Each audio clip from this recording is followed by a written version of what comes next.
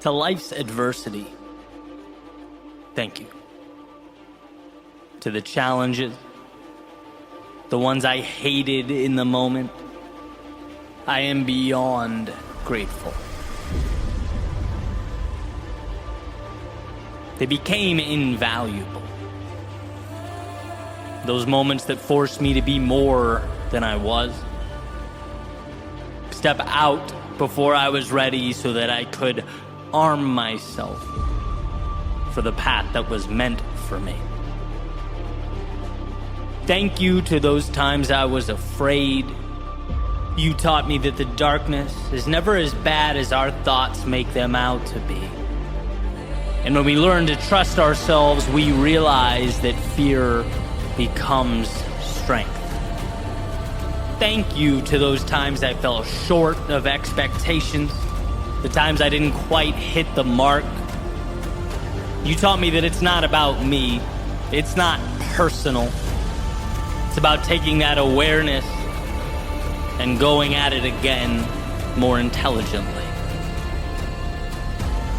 Thank you to the times I felt alone, the times I didn't get the support I hoped for or anticipated. You did two things.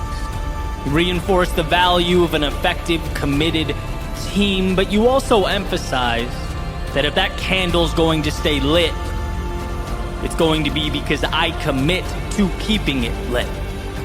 And when tempted to point out and blame the external world, I must pause, reassess, and focus on the world within. Thank you to those times of stagnation, the valleys of despair, of uncertainty. You reminded me that momentum has to be manufactured, and the answers we need are never big or complex. They are small and they are simple. We are always one step away from getting back on track. Thank you to the unexpected setbacks, the from out of nowhere obstacles. You taught me that the trials and the tribulations, they are not the exception, they are the rule. That success isn't running from them, but learning to deal with them. There's a saying that life is 10% what happens to us and 90% how we react to it. Thanks for showing me to allocate my energy to the reaction. Thanks for the times I looked around and couldn't find a conceivable way, the times things seemed helpless and hopeless.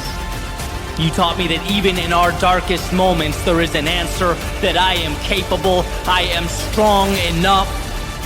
And who would have thought that all these things, all these situations I would have loved to run away from were a gift more valuable than any other? Who would have thought that predictability and comfort were wolves in sheep's clothing, that danger is never the obstacle? It's in thinking you've been slighted by life when the obstacle arrives. In reality, every setback is a chance to be more, to step into that future self, to live life.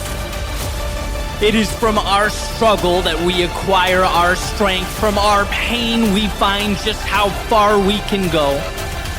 So to these challenges that made me who I am, thank you for the insight, the lessons, and the evolution. Thank you for showing me what no success could ever have shown.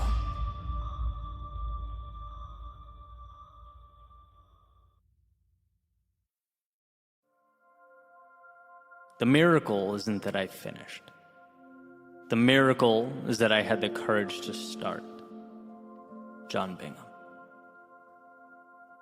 We all share a commonality. The runner on the starting blocks, the one at work, the one studying, the one trying to create the best life possible for their family. See, we are all at a beginning, looking up at an idea. Nothing given, nothing to adjust or react to, no, just an idea. And ideas, when we are at the bottom looking up, they're deceptive in nature. Their size, their weight, their breadth. They like to present themselves as much more than they actually are. And so, to turn ideas into things one needs see themselves. Not as some descendant of Mount Olympus tasked with lifting that 2,000-ton boulder before them, but as one armed with an understanding, the awareness that the 2,000-ton boulder before them can be broken down piece by piece, that it is nothing more than a facade, and while it may stop most in their tracks, you are simply not most. Not because the world treats you differently, but because you see the world differently. By knowing you are bigger than the sum of its parts, you have defanged this wolf. You have put yourself in position to do that which makes the world tremble, that which causes even the most confident to doubt. You have put yourself in position to begin. See, there is a time to look at the top of the mountain, breaking through the clouds, powerful and majestic. And then there is a time to look at your feet. And right now is the latter. You're not concerned with the big things. No, not right now. Your job is to move forward into this haze, to not see but adapt, to not know but trust. Things will materialize, and you know that. But at the same time, you can't control the future. Your battle is right now, and it's with the space immediately in front of you. It's with the thoughts attempting to deceive you.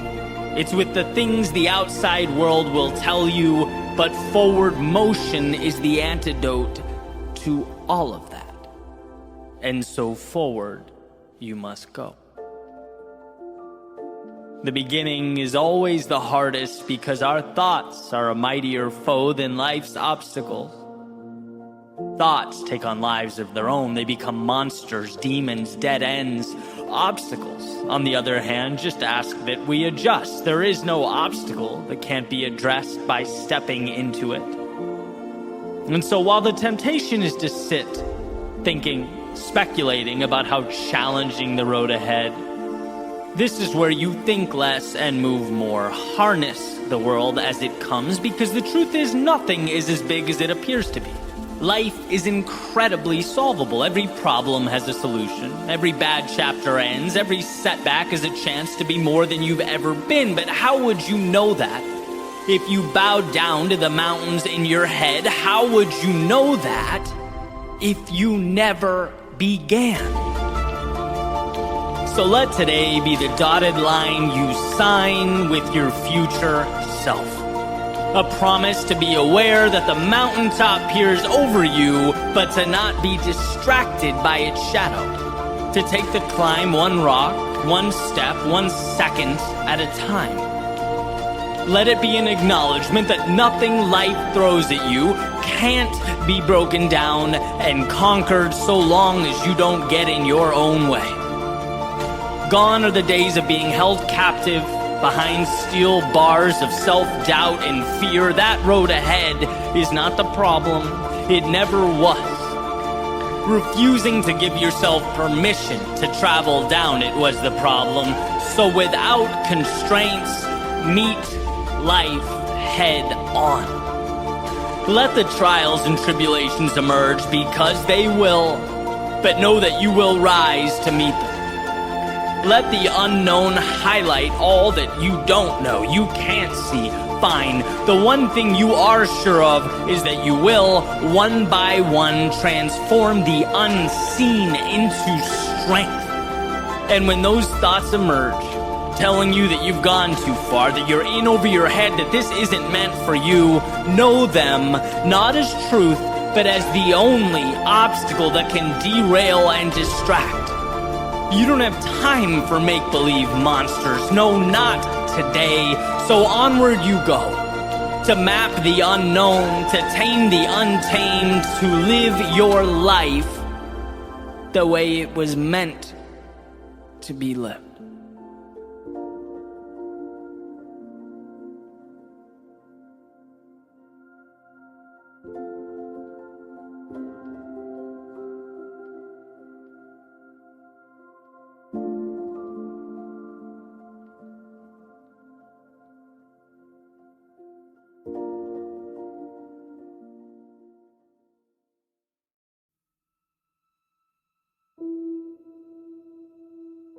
When the run got difficult, I would often count streetlights. Why? Because at some point, I realized that it wasn't so much the immediate moment that was painful, as it was the idea that I had to continue on, a fear of the unknown. Our minds are brilliant because they have the power to gaze into the future, to anticipate, to predict, and sometimes that prediction materializes in the form of stress and pain in the present. A pain that, let's face it, is manufactured. See, the present moment may be uncomfortable, but it's manageable. It's always something we can harness and adapt ourselves to. But make-believe scenarios, the imaginary monsters we let in, well, I don't know how well equipped we are to handle those, so I've found solace in simply keeping them out. See, counting streetlights, it brings me to the now. I can always get to the next streetlight. In fact, it's always visibly in front of me. It's tangible. It's real. There is no space for tricks or scary stories. When I count streetlights, my mind's job is to focus on those tall metal fixtures, and the body's job is to listen and move accordingly. And while sure there is pain, it is manageable. When you look it directly in the eyes, not with regard to what it can be, but as it exists now in this moment, we can always rise to be more than we once thought possible. These streetlights simply remind us of that fact. And so beyond this moment, when the running shoes are off, long after the finish line crossed, it's imperative that the idea remains that yes, life will be painful and life can hurt, but it never gives you in one instant more than you can handle. And sometimes it might seem so. Sometimes it might appear overwhelming, but when we remind ourselves that we're simply borrowing pain from a future that has not yet arrived, when we refocus on what is within our control, we empower ourselves. Our greatness expands and our strength intensifies. Because look, there's a time and a place for everything.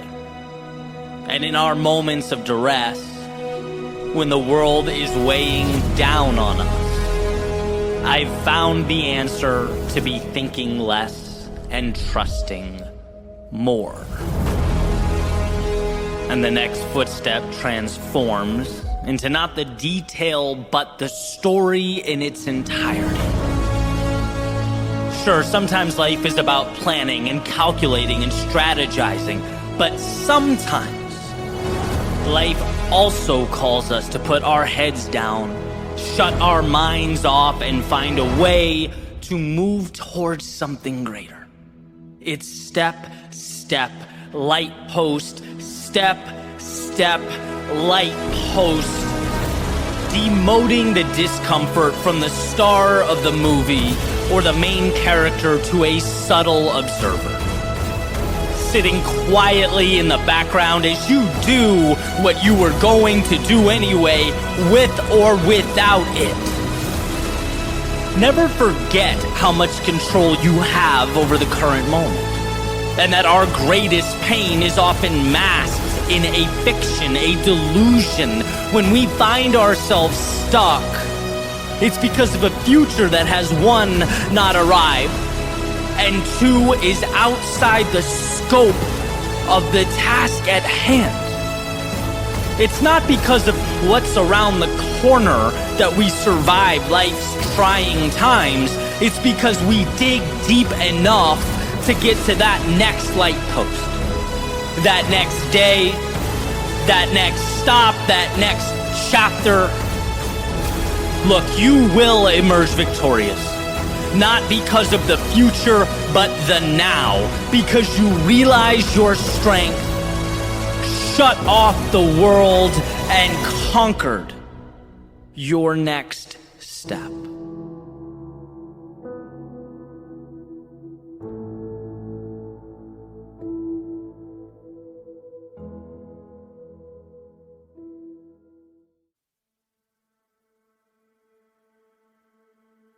Why chase down the difficult things?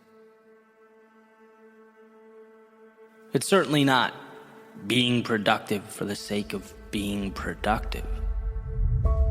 It's not for the flex or the trophies. It's because meaning in life is directly tied to conquering the unconquerable, harnessing the outside world. It's about seeing what we can become when we put ourselves in position to grow. The adventure of a lifetime that awaits anyone who chooses to accept. That's why. But it's not a one and done affair. That's the thing. Life has a way of filtering out the timid and the unsure to identify those that really want it. As though it sees us sign that dotted line and asks, is that so? Let me remove that comfort and predictability, see if then it still sounds good. Let me place the value on the other side of the pain. See if you're still enthusiastic about the pursuit. In fact, let me burn the map, dim the lights, add some obstacles along the way. See how giddy you are about all this now. And see the difference between those who make change and those who dream about change. It comes down to one simple thing. How do you view the obstacles? Are they a problem? Are they an anomaly, a red flag? Because if they are, you've lost before you started. But the ones who see adversity as simply the expectation, the water that grows the seed, the wheel that turns the car, the switch that lights up the room, well, for them, it's a little different. They have armed themselves with adaptability. See, life is not smooth sailing with aberrations in the form of rough waters. No, it is a non-stop influx of trials and tribulations. You can't be mentally prepared to evolve if your expectation and your hope is always for calm. No, flip that on its head. The expectation is turbulence. Calm is a rare gift, and as it turns out, you were built to endure. So when the waters are rough and the many turn back, you push forward. Because this is not the world saying no. It's certainly not a referendum on you. It's the cost of admission. A chance for you to prove yet again that where you place your focus, you emerge victorious. If only the world could see, could understand that the challenge isn't the problem, it's the answer. If only everyone knew what you know. That the great tragedy isn't falling down, it's avoiding discomfort in order to preserve what? Mediocrity. Why do you want this? Because you know it's an option. It's there. You know that if you move forward when you're fearful, push harder when it hurts, find something in yourself when there appears to be nothing left, the game of life becomes one of unending reward, beauty, and prosperity. For those few, it's simply knowing that you can have the world if you just give yourself permission to take it.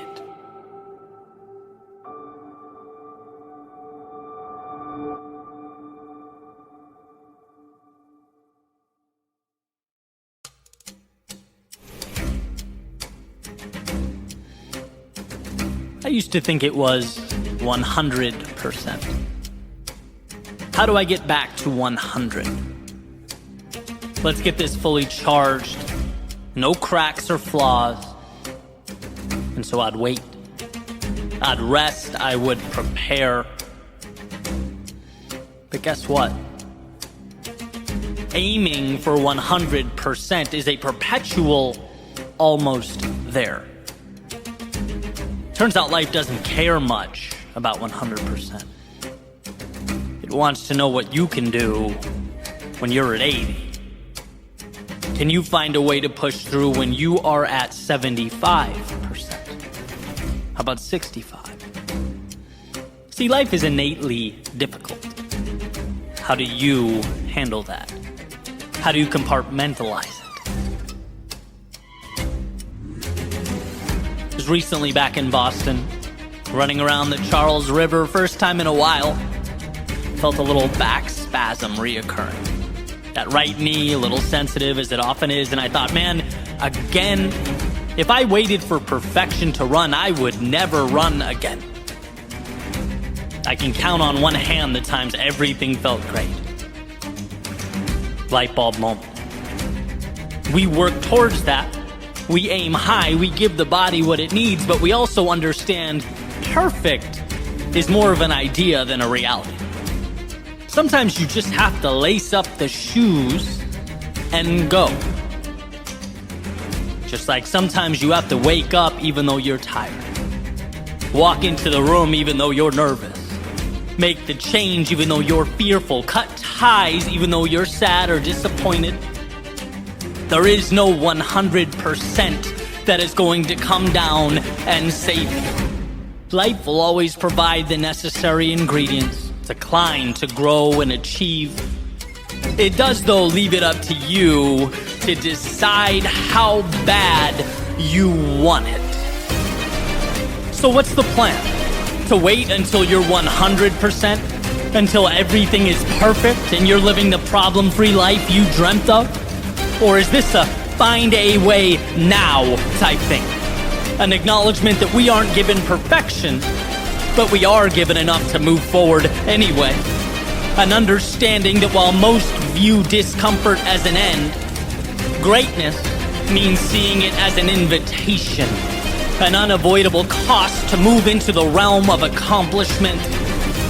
So while the rest of the world waits for their 100%, I dare you to conquer your adversaries while at 80.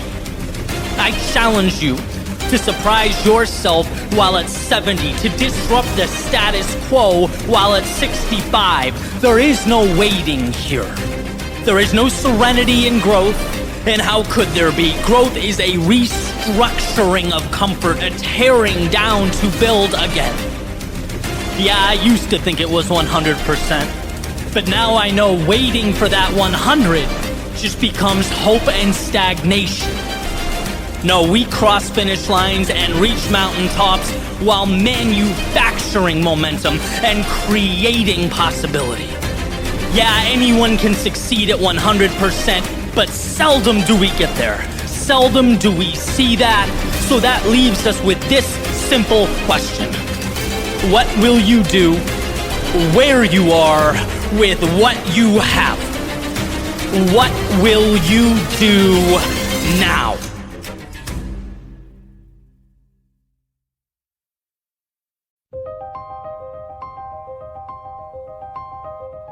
This morning I went down the street to go to this class. It's basically 45 minutes of body circuits in a heated room, which I love. I love mixing that in with the running that I do. And basically the thing kicks off. And somewhere in, maybe the last third of the class, we were doing some weighted squats. And right at that point where, you're in the thick of things, your legs start to burn, heart rate's elevated, and you can start to really feel the temperature of the room. The instructor said something that I thought was absolutely incredible. She goes, and I'm paraphrasing, the discomfort that you feel right now is a privilege. It's a privilege to suffer through this. It's a privilege to be here working on yourself when most people are at home. It's a privilege to be in a position to move through the resistance you feel right now. And that message moved me. And how can you even think about discomfort after that perspective had been laid out? How can you see a few minutes of fatigue as anything other than the small price of improvement? It's funny how the same things we consider to be torture or punishment, if they're externally required of us, they become empowering when we know that we deliberately chose them. And this feeling, it was definitely self-induced. It was chosen, right? I decided to be there in class that day. It was what I needed to become just a little bit better, to obtain just a little bit more. And what a privilege. I've learned over the years to manage pain. You have to. You have to immerse yourself in an often less than ideal short term so that you can bring about results of greater magnitude. I've always accepted this. I've always known it to be true. I believe, in my own world, I've sacrificed accordingly. But I don't recall the last time I was overtly thankful for the obstacles in my way. I don't remember the last time I saw my struggle not as a necessary burden, but a gift. As something not thrown at me, but presented to me. Think for a second about the finitude of life. The 1 in 400 trillion odds of being born. A number that I came across somewhere that I certainly can't validate, but I don't think you need to get the point, right? The odds of being here are incredibly slim. Yet somehow we won. We all received winning lottery tickets. Here we are, on a strange planet with options to choose from, paths to decide between, and a giant ticking clock. And given these circumstances, aren't we doing a disservice to ourselves to not at least see what we're capable of? What we can do, build, create, and become? I certainly think so. And what is the cost of that evolution? It's discomfort. It's forging our future by walking through fire. It means intentional hardship. And to not see that as the gateway to life's infinite opportunity is missing the mark. Why shouldn't you feel lucky about yourself transforming in real time? Why shouldn't you feel proud of paying a steeper price for a better view? Why shouldn't you be delighted to unpack the mystery and the adventure contained in life? This isn't something you have to do on your way to point B. This is something you get to do on your journey to become whoever you choose to become. So when the pressures of life press down upon us, test us, perhaps solely acknowledging its utility is insufficient. Maybe it's more. Maybe it's something that should be celebrated, adored. Today was a reminder to be thankful for the body that can endure the turbulence, thankful for the mind that can manage and overcome the chaos, thankful for the opportunity to be here to begin with and the freedom to choose the difficult thing. Thank you. Thank you. Thank you for the opportunity to live in such a way that as I place my head on the pillow each and every night, I'm grateful for the privilege.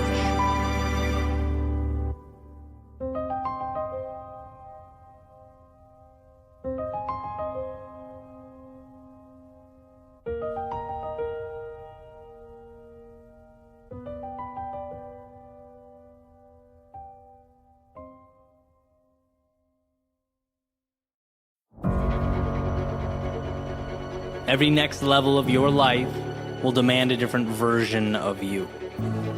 Why? Because life is about reaching outside of your comfort zone, acclimating until you are comfortable, and then repeating the process. Every time you leave the familiar, you are granted a new set of armor. As Jim Rohn said, if you want to have more, you have to become more. For things to change, you have to change. For things to get better, you have to become better. If you improve, everything will improve for you. And every time we expand ourselves, we are forced to change in some way, evolve. So many of us fall into the trap of waiting for the perfect moment to jump. There is no perfect moment. How could there be? There's no perfect time to step out into a world you're not prepared for. But that's life. We jump and we grow wings on the way down. We step into the chaos and acclimate. By walking into the dark, we are forced to become the light. This makes staying where you are the most dangerous thing you can do. Let's use our imagination for a second. Let's say you reach for the next thing. You stretch yourself, move towards something you really want, and you fall short. Okay, time to breathe, reassess, step back for a second, and reapproach. A little better this time, a little wiser this time. As long as one remains engaged in this cycle, growth is inevitable. But now, let's say you never step in. Let's pretend the idea of moving into the unknown is too much. You'd rather stay with the familiar, pain-free, you think to yourself. But you would, in fact, be wrong. See that discomfort, one step up, it would force you to evolve, to see yourself as someone who steps into hostile territory and survives. And maybe it's not pretty, maybe it's not perfect, but you attack and you survive. And sure, the difference between where you are now and only one step up isn't much. But what about that second step or evolution? Because you'd miss out on that too. And the third and the fourth and the compounding that would completely redefine who you are. From your self-identity to your skill set, from the mental to the physical, you put the whole chain reaction on hold because why? You didn't want to take one step. You didn't want to be uncomfortable in the short term. But discomfort is not a punishment. It is a ticket to everything you could ever imagine. So when the crowd runs out, I challenge you to run in. And when the world goes left, I dare you to go right. Not because the masses are evil, but because human beings are wired to take the path of least resistance. But you, no, not you. You're here to rise above the mental constraints that hold so many down. Because there is always another level. When you feel good, there is another level, and when you don't, there is another level. And see, our world has been defined not by the best or the brightest, but the ones willing to throw themselves into foreign arenas and compete. To see adversity as the answer, not the problem. You want to change your world, then change yourself. You want to change yourself, then go where you are scared to go. Where your heart beats and your hand sweats. Turn and face the direction you know you should have been facing. This is about you. This is about what you can become by simply saying yes when most would say no. Today is yours. Not because it was given to you, but because you looked through the haze and you decided it's so.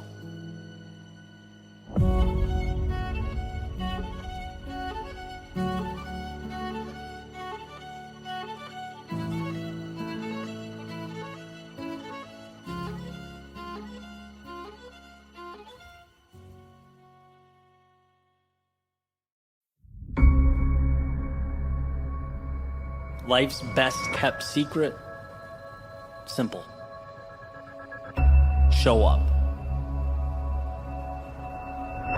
Show up when you're tired. you're down, show up after defeat. Show up when you're stressed, when you're worried. Show up when you don't feel like it. In fact, that's when it's most important to show up.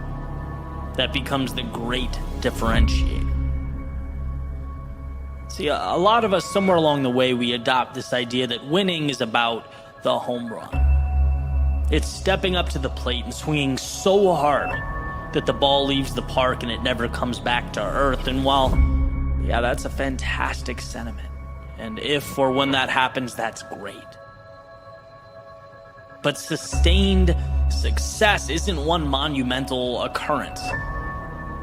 It's little victories, consistently occurring over and over and over.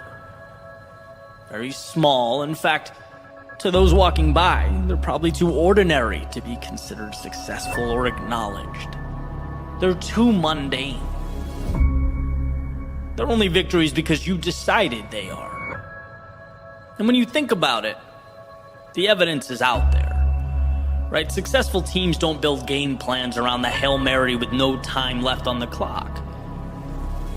No, they show up every day and master the task in front of them. They compound the opportunity available on a daily basis because it's there, and that puts them in a position to execute. However the situation unfolds.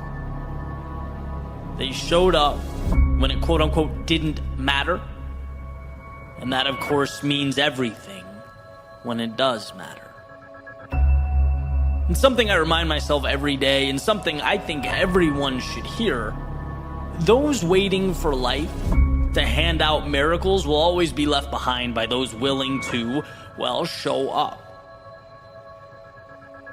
When it's not fun, not sexy or exciting, days when you're tired, when you're weak, when you feel like the weight of the world is on your shoulders because, well, we all know that happens. We all know how easy it is for that to be the excuse or become the free pass, especially when you know in the back of your head this is practice, right? This is a rep. The world won't end if you sit this one out. But if you wouldn't sit out the real thing, the Super Bowl of your pursuit, then we have to understand the value of the mundane staircase leading to that event. Each seemingly insignificant step is your Super Bowl. It's not that it's close to the same, it has to be the same. It's the old saying, you play the way you practice, but turned way up. Now we're saying there is no difference. And when the lights are turned on and you're standing on that stage, it's not some new experience you have to figure out and navigate. It's the continuation of that staircase, of the old, of the familiar. You showed up then, and you'll show up now. When you were unsure of yourself then, you didn't hide. You trusted yourself, and now that same trust stands by your side. When you were tired, weak, when you had 9 million things on your mind, you didn't fail. You blocked out the world and you found clarity, and now that same clarity simplifies what lays before you. When you felt discouraged or the finish line felt too far away, you reacquired your meaning by simply executing, by being there. And now every part of you will execute here, just the same. So while it's their Super Bowl, their championship, their one shot, this is your everyday.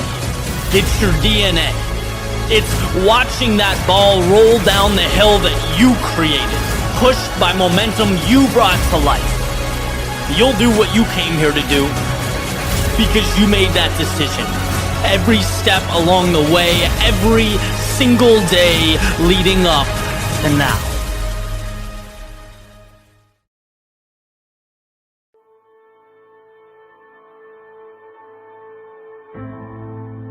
We all fall down, but only a few choose to get back up. A few depersonalize failure. A few understand that falling is the cost of greatness. So your reality is not what happens to you. Your reality is how you internalize what happens to you. Are obstacles stop signs? Or are they checkpoints along the way to something greater? Checkpoints that make you stronger, build you up, become your armor. That is ultimately the difference. What we misinterpret in life is the meaning behind that difficulty, that pain, that suffering. No one gets a pain-free life. No one gets a free ride. Suffering is inevitable. As Nietzsche says, to live is to suffer, to survive is to find meaning in the suffering. And what's changed my life, and I don't mean here and there, I mean truly transformed the course and trajectory of what's possible, is simply redefining that which is difficult. I grew up watching the Kobes and the Bradys of the world. I remember thinking, how do these guys get better when things get difficult? I mean, as a kid, I could feel the pressure watching from the couch, but they somehow elevate themselves when the odds are stacked against them. Same exact situation that causes most to doubt, to run, to lose their self-belief. What they see that eludes most is that in every pressing moment, there's opportunity. Every loss has something to gain. In every failure, there is victory. Everyone has the same rule book. It's just that some people only see what is right in front of them. Others learn to read between the lines and create outcomes that have not yet arrived. When things are hard or challenging or uncertain, it's not that you should keep going. It's that you must keep going. Everything good, everything rewarding, worth having is on the other side of that struggle. Everything meaningful is built from the days you felt like there was no possible way to move on, but did anyway. That is the core of greatness. Carrying forward when it would have been easier not to. When you feel the hurt, the emotional turmoil, and I get it, we all do, but beyond that feeling, what are you willing to see? Beyond the ashes, what are you willing to build? What are you willing to do with those pieces? Because it can be nothing or it can be everything. It all depends on how you choose to step back and look at the world. Your perspective becomes the roadmap for your reality. So understand that feeling down or lost is normal, but staying down is a choice. There are no problems. There are stepping stones, the very situations that make you who you are. The little decisions that over time equip you to step up when it matters most. When the pressure's on, the odds are against you, the rest of the world says no. No matter how hard it gets, there is an answer. Rise above the emotion, the chaos, the present moment, and see the big picture. Not only will you survive, you will be better because of this. Because you kept moving forward when it wasn't easy. No matter how hard life got, you never lost sight of the opportunity. And that made all the difference.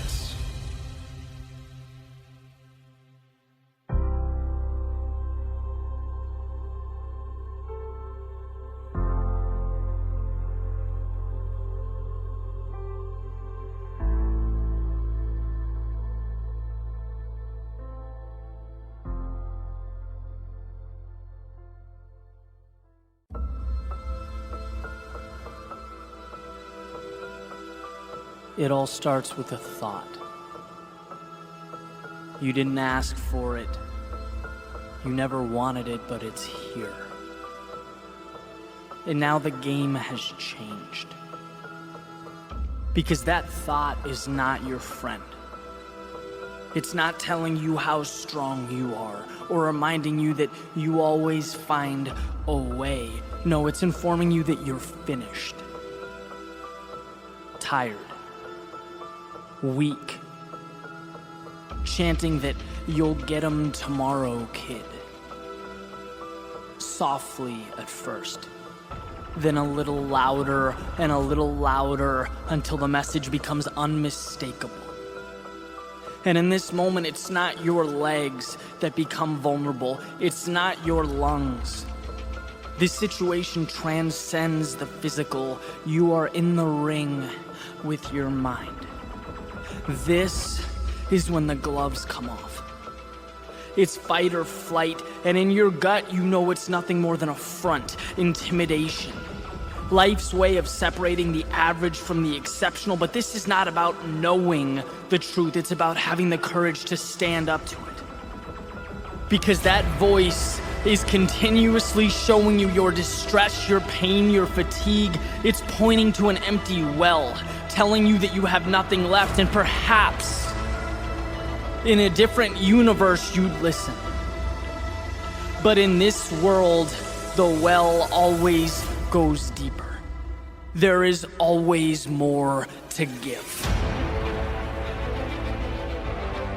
That moment when you begin to hurt, the second that voice pops into your head, you have only given a fraction of your maximum effort. When you meet resistance, your limits haven't even been tested. Obstacles do not make the destination any more or less real. They simply call for an adjustment. So adjust. See, time stops when you stop.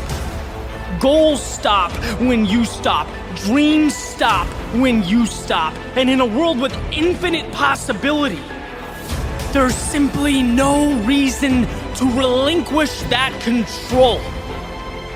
So let your forward progress silence the dissenting voices.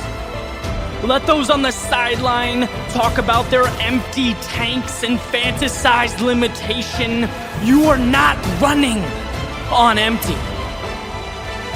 My friend, you are simply running.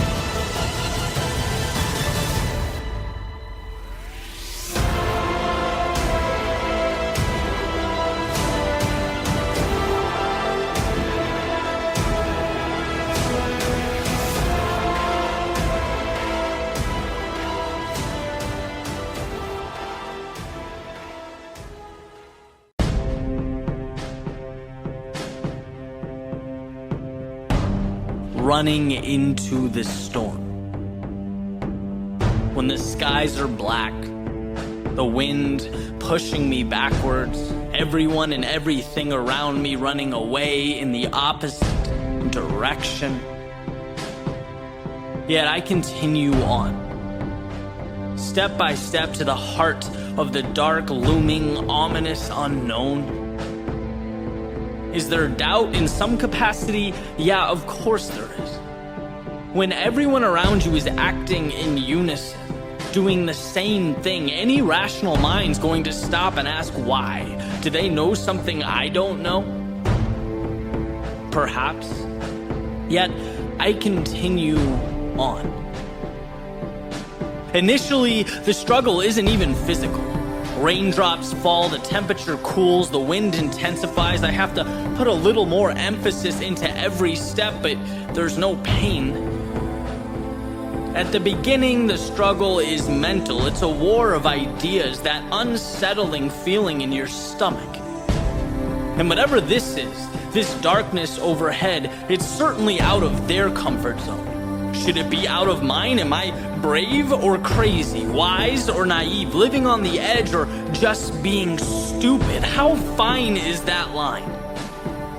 Why expose yourself when the world takes shelter? What should I be afraid of? The water, the sound of thunder, the 1 in 280 million odds of a lightning strike? Why can't I completely separate my endeavors from theirs? Am I just wired to care this much? Man, just run. Turn up the music, add the miles, count the steps. Remember, I will understand why I'm doing this. This seemingly trivial pursuit. I know the pieces will add up. They always add up. Eddie, just trust yourself. Push through the heaviness in your legs. Isolate the fear, the anxiety, the emotion that causes humans to act on impulse, to act irrationally. Your job isn't to follow precedent here. It's not to conform to normal or do what anyone else does. It's to continue into the storm. And I do. And then, like all things, it ends. I arrive. I hit my turning point, my destination, still alive, predictably unharmed, but uneasy. Like I missed the memo. Like I'm disrespecting this norm at the expense of an unwritten social contract. However, I am in too deep now. I'm obviously not calling a cab. I'm halfway there, so I am running back. And the second I make that 180-degree transition to part 2 of my journey, I get it. I mean, you really can't help but get it. The light bulb has to illuminate. The wind is now at my back. Not only is it pushing me along, it's pushing me along after having to trudge through it for miles. The tables have turned. Now it's this buy one, get one kind of deal, and I don't think I could slow down if I wanted. The previous stress and resistance had me work overtime simply so I could acquire and appreciate this feeling of bliss. It reminded me of the old days. Sitting down on the floor after a 2K test on the erg, dead, winded, exhausted, finding peak happiness in just being removed from the hell that had just transpired. In that window, you see life differently. I could walk up to that same spot and sit down any day of the week and it would mean nothing. But after that 2,000 meters, it was heaven. And here I am recapturing a small piece of that on this very sidewalk. The sidewalk that I walk down all the time, unaware, unmoved, but now I am light. I am flying, suddenly becoming less and less aware of my surroundings. The streets are empty, but they might as well be Times Square in December. I'm in a world of my own. And look, I understand why most people would skip this little excursion altogether. The first 50%, it is sheer intimidation. The castle walls threaten. But don't people wonder what's inside? Don't they know that you can't learn to fight back at life if you don't allow yourself to get hit or take a jab once in a while? Look, the point is not the run or the storm or the street. The point is that you don't know what you don't know. And a life of continuously seeking shelter ensures that ignorance lives on. If you continuously follow the crowd, you don't get to carve out a space for yourself. You don't taste excellence, that moment of temporary euphoria. And sometimes I forget that. Honestly, it's easy to forget that, but that is why I run. There's always the initial question, the physical and mental turmoil, the pulsing temptation to just stop. After all, this is definitionally unnecessary. I could go away, I could live, wake up every day and exist without this. It's not needed, it's not required, but at some point, whether it's the middle, the end, or after I've crossed the finish line, I remember. At some point, it always hits me. I'm awarded that feeling of completion, a high that can't be found unless you've paid for it. See, people run towards security. People run towards safety because it's instinct, because they don't know. These trivial runs, they teach me over and over again that you literally do not know what you're missing until you grab fear by the hand and take it along for the ride. And yes, I feel doubt. Yes, I feel the anxiety of the unknown. But they don't stop me. They don't dictate my result. They are nothing more than those dark skies overhead and the rain in my face. They are along for the ride. I run through them while they watch, silently observing as I transform into something extraordinary. That discomfort, it did not deter me, it made me, and that's why I run.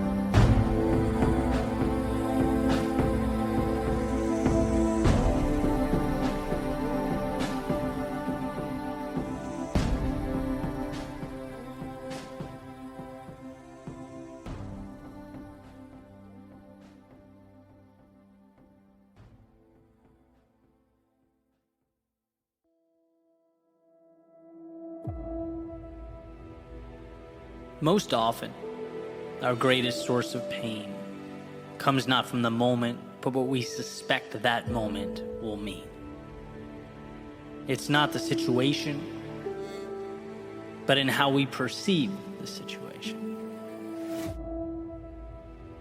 And this is an idea or a concept that I connect pretty directly with fitness or running, simply because that's where, to me, it's most apparent. It screams at me. So being that I run quite a bit, let's dive into that. Most days when I'm out for a jog or I'm running, it's strictly for endurance, cardio base, chance to get out there and breathe or reset, think. But then there are times when I say to myself, this run's going to be a little different. It's going to be dedicated to seeing what I'm made of, right? I'm going all out, going to push. And what I find as I gradually increase my speed over the course of the 8-mile route is that my brain likes to focus on what's ahead. It becomes fixated on how much is to come, consistently warning me about the distance yet to be traveled and asking whether I have enough left in the tank to get there. It's most extreme in the last mile or so, when my body is most exhausted, when I'm pushing as hard as I possibly can. It's a straight shot, right? I'm looking up at the road ahead. My eyes are constantly reminding my brain that I'm not yet done, that there's more, and creating an association between more road and more hurt. In a way, creating a little cycle of panic that sometimes appears and hangs out as I'm simultaneously talking myself out of slowing down. Now is not the time to pump the brakes. I've come too far and the finish line is so close. But it eventually dawned on me that while the adversity contained in this last stretch of the run is difficult, it's the idea that more waits ahead. That's what hurts the most. It's not the body, but the internal voice that's creating the discomfort. In fact, I bet I could run for hours and hours and hours at this speed if it were a life or death situation. If I had to. It's not the task laid out before me. It's my perception. And so this little line has helped me rethink and readjust my approach. Not just in situations like this, or when doing interval training or working out, but when trying to do everything else associated with my life. Grow my business, build a brand, nurture relationships, push boundaries in any other aspect of what I do. 3 words. Stay within yourself. It goes to the idea that your job is so incredibly simple that it's almost insulting. Put one foot in front of the other. Sure, look up so you know where you're going, which you don't need to analyze or interpret or dissect. There's no gap between there and here, then and now. There is only this moment. And so step. Again and again and again. When the brain starts thinking about how much is left to go, I've betrayed the mantra. Nothing external is allowed. Stay within yourself. You have a job to do, and you're capable, beyond capable of doing it. But the external must be kept out. The distraction must be kept at bay. And sometimes, when you get it right, you hit this stride, this pace that is equivalent to flying, a rhythm that's unparalleled. Stay within yourself. Step by step by step, the air making its way into your lungs and then exhaled back out into the world when you simplify life down in such a way. Seemingly large things are exposed for what they really are, a mere commitment to do the little things consistently. It's funny to look back on all the places I've run over the years and identify or match the geography with the lesson. The routes with the epiphanies, the maps forever entwined in my life, what they gave me and what it meant as I took it all forward into the world. And here we are again, new chapter, new lesson. Then after the shoes come off, the rest of the day commences this little stretch. This last mile plays the role of mentor. Eddie, simplification is everything, it says. The hard thing is not that hard because it's not that big. It's not that complex. Your monsters are self-created. Your hurt isn't a spotlight on the now. It's pointed at the road ahead. It's asking, what if things go wrong? It's asking, how long can this be sustained? It's asking whether I have the strength to endure this. Every question breathes life into an adversary that has no business existing in my world. They're not helping me get to any finish line. In fact, they're that negative self-talk I try so hard to mitigate. Except here they are, very good at disguising themselves as reality, as just facts of the case, but they are not. They don't belong anywhere near me or around me. Breathe and step. In fact, I need to deconstruct the world around me down into one word: now. And what you find when you remove the emotion, the excess, is the simplicity of the task at hand. Maybe not easy, but simple, and complexity is the enemy of progress. Right now may not be comfortable, but at least you're operating with clarity, and that is always enough to simply carry on, to move forward, to stay within yourself. And that's what this is all about, asking the question, where are you letting what's down the road get in the way of what you're doing now?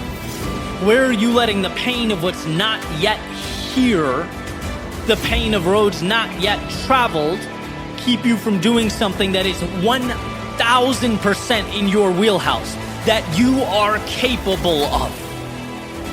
See, in this example, it's to breathe and step. It's to, in a sense, turn the mind off and go into autopilot. Find the pace and hold the pace. But the question is, what is your last mile? What metaphorical race are you running? Have you identified, one, the finish line, and two, what needs to happen right now to get there? Forget about the gap. Right now. What is the simple solution? What is required of you in this moment? And perhaps most importantly, what needs to be pushed out and mitigated. It's often true that we stagnate not because we don't have the tools or ability, but because we're oversaturated with the wrong things, the wrong routines, the wrong thoughts. The best way to break through that self-imposed wall is to actually build walls that will prevent complexity from even attempting to rear its ugly head. What is your run, breathe cycle? So stay within yourself, because when you do, you see how strong you are. Stay within yourself because you are the author of your story. Stay within yourself because all you need is now to push forward. Stay within yourself because that is where the power lives. Stay within yourself because the only way to lose is to let the external in. Stay within yourself because at some point that road will have been traveled down. The finish line will have been crossed. And it will have been precisely your ability to condense it all down into the simple, the ground under your feet that allowed you to get there. Life tried to pull you 1,000 different directions, tell you 1,000 different stories, but you pushed it all away. Found that power within the moment and stayed within yourself.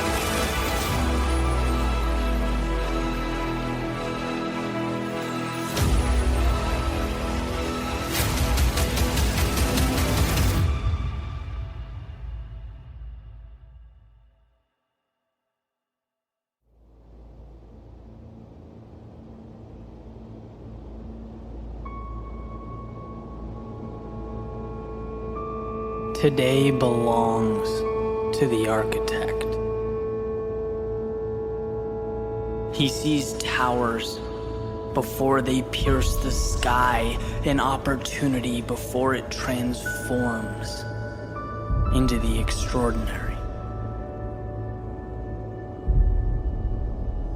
He knows that what he wants most cannot be given. It must be sculpted. So he builds. He builds because those skylines don't raise themselves from the earth. The extraordinary does not appear on its own. They are dreamed into existence by the architects of reality. The ones who seek not to take from the world, but to contribute to it. Today is the beginning of something new, something better, something worth remembering. And it's existed long before the present moment, waiting for your vision, your courage, your persistence to bring it to life. Too many times we fail to reach into the realm of what we know and get more of ourselves. It's okay to struggle, to be wrong, to have to rebuild 1,000 times, but the great tragedy is closing our eyes and walking by life's opportunity. Everything you need to rebuild the life you dream of is around you, your every move. If only you'd reach for it, see it before your eyes do, become the architect of change. Nothing is impossible when you are the one setting the rules, when your hand draws the guidelines. You are not at the mercy of the world, you are creating it. This is yours. And there will never be a moment like it again, so don't run from it or hope life gives you what you want. Take the pieces in front of you and construct your masterpiece.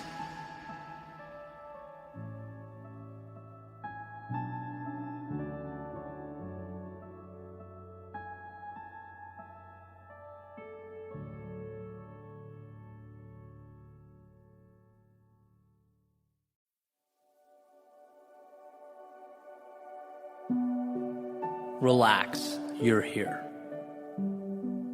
That's a clever little sign hanging above the sidewalk, right at the border where Pompano Beach turns into Lauderdale by the Sea. And as it turns out, that spot is almost directly in the middle of one of my favorite running routes. Almost exactly halfway.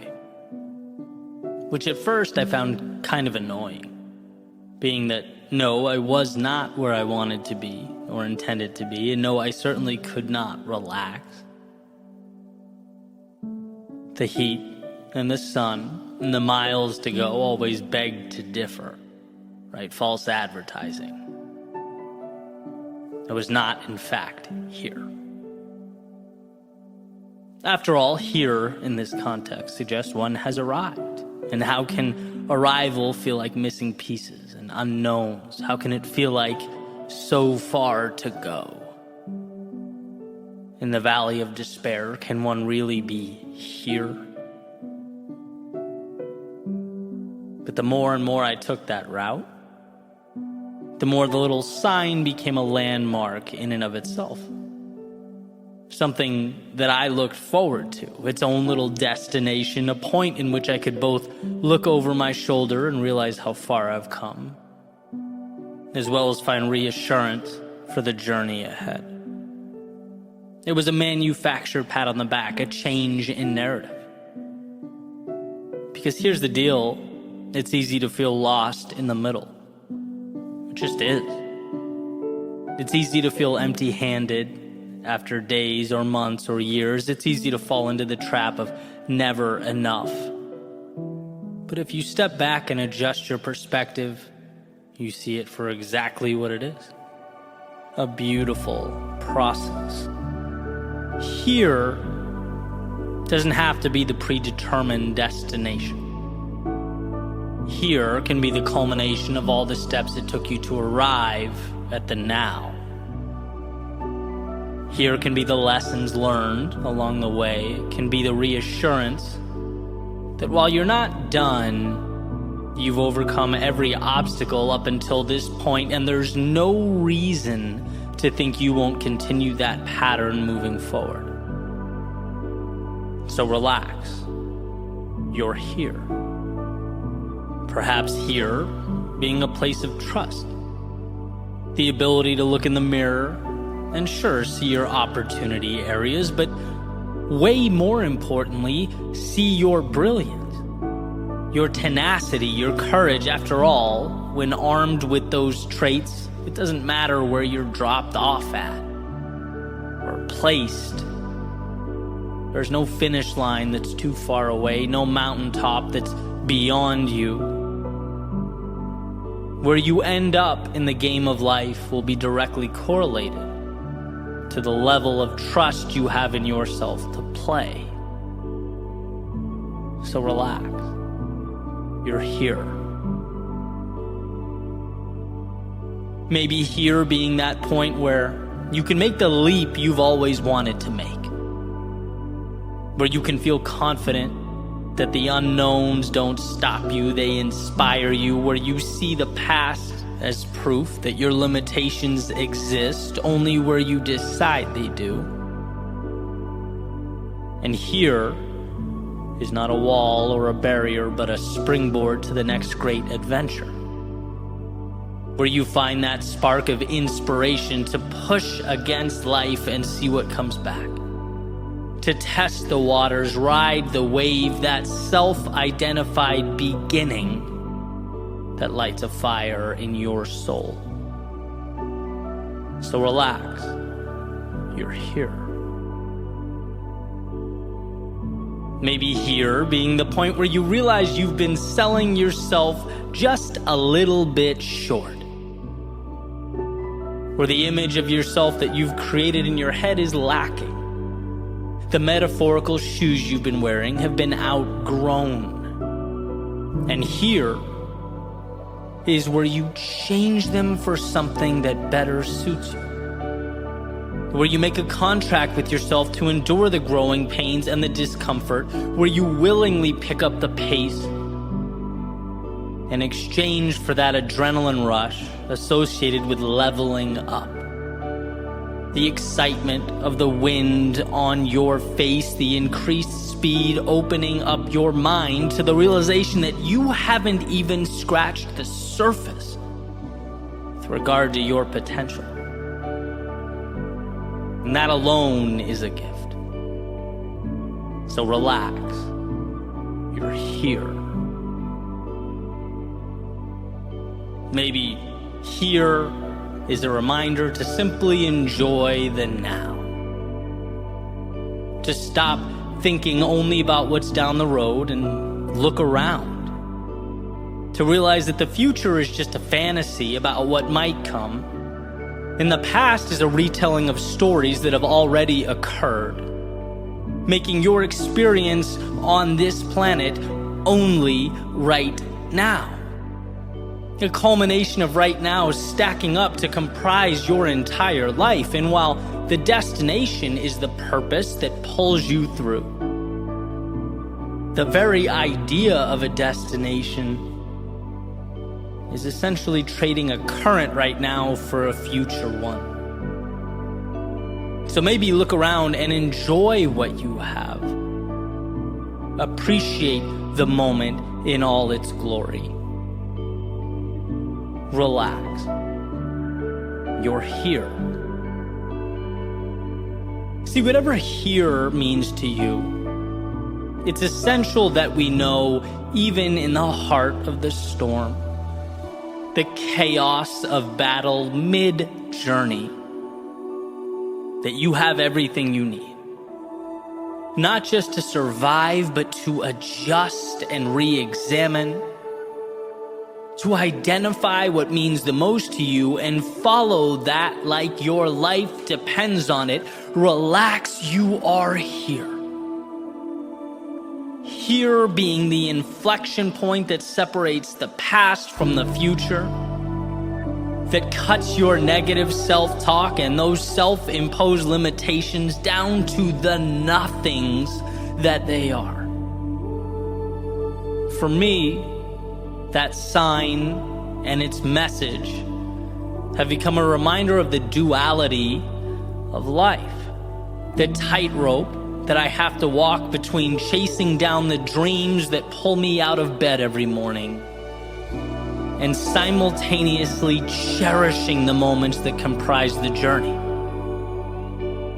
Sure, it's the halfway point of my run, and sure, I have ways to go. Sure, celebrating now would be counterproductive, but breathe in. Look what I get to do. Look where I am. Look what I have. They say we live not for the destination, but the journey, and I think that's right. I think in a way, the finish line might just be the excuse we give in order to experience the steps that take us there.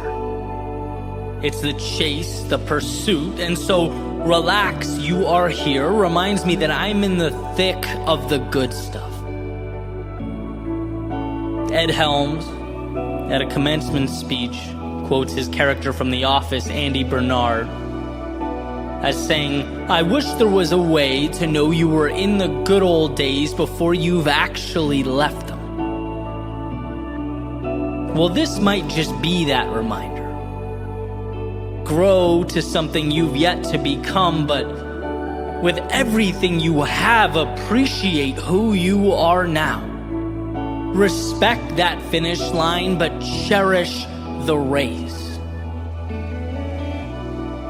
When the time comes and we've reached the end of our days reflecting back, I think there are two successes that I'll identify as I'm reminiscing. First, I don't want to look back and feel regret for a lack of courage. I don't want to wish that I'd been bolder in pursuit of my dreams. No, I want to accomplish the unthinkable, capture the unobtainable.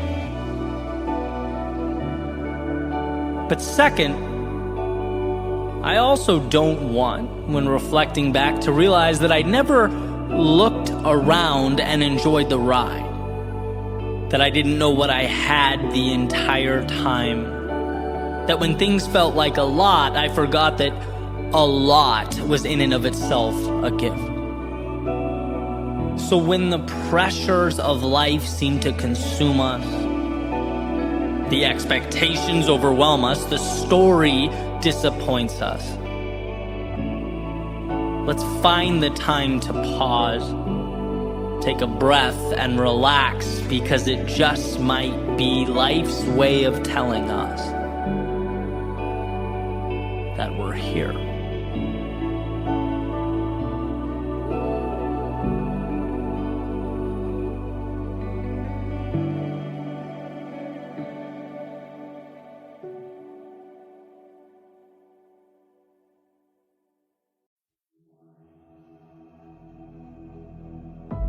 What's the difference between simple and easy? Well, simple is straightforward, uncomplicated. Easy, on the other hand, means achieved without great effort. The difference between those two words is subtle, but essential to understand. One deals with the complexity of an outcome. The other, your will and determination to achieve that outcome. Becoming who you most want to be is simple. But becoming who you most want to be is not easy. Just like walking is simple, yet hiking up a mountain is not easy. The procedure didn't change, the context did. So let's talk about context. Let's talk about this cyclical nature of growth, because it's not that most people can't. It's that most people won't. It's not that most people don't get how. It's that they don't have a strong enough why. The path is laid out before you. You just have to be willing to walk down it. Will you? Step 1, realize there's more out there. It's not that what you're doing now isn't amazing. It's just that yesterday's act of courage is now today's status quo. What was the spectacular is now the mundane. What was once the ceiling you had to jump to touch is now the floor you walk on. So at the very least, it prompts you to ask, well, what's next? Simple. Not easy. Step 2, the acquisition of courage. Yesterday's courage was a fight. It took a lot out of you, and it's ultimately what got you here. But it dropped you at the curb, it waved goodbye and went on its merry way, and here you are. You can stay here. A lot of people do. You can reminisce of the glory days, the old path, yesterday's triumphs. Or you can do that perpetually uncomfortable exercise of vulnerability. Stepping into tomorrow's unknown, reminding yourself that life's greatest rewards have a hefty price tag, and that price is discomfort. But I've already played this game, one might think. No, what you did was learn the rules.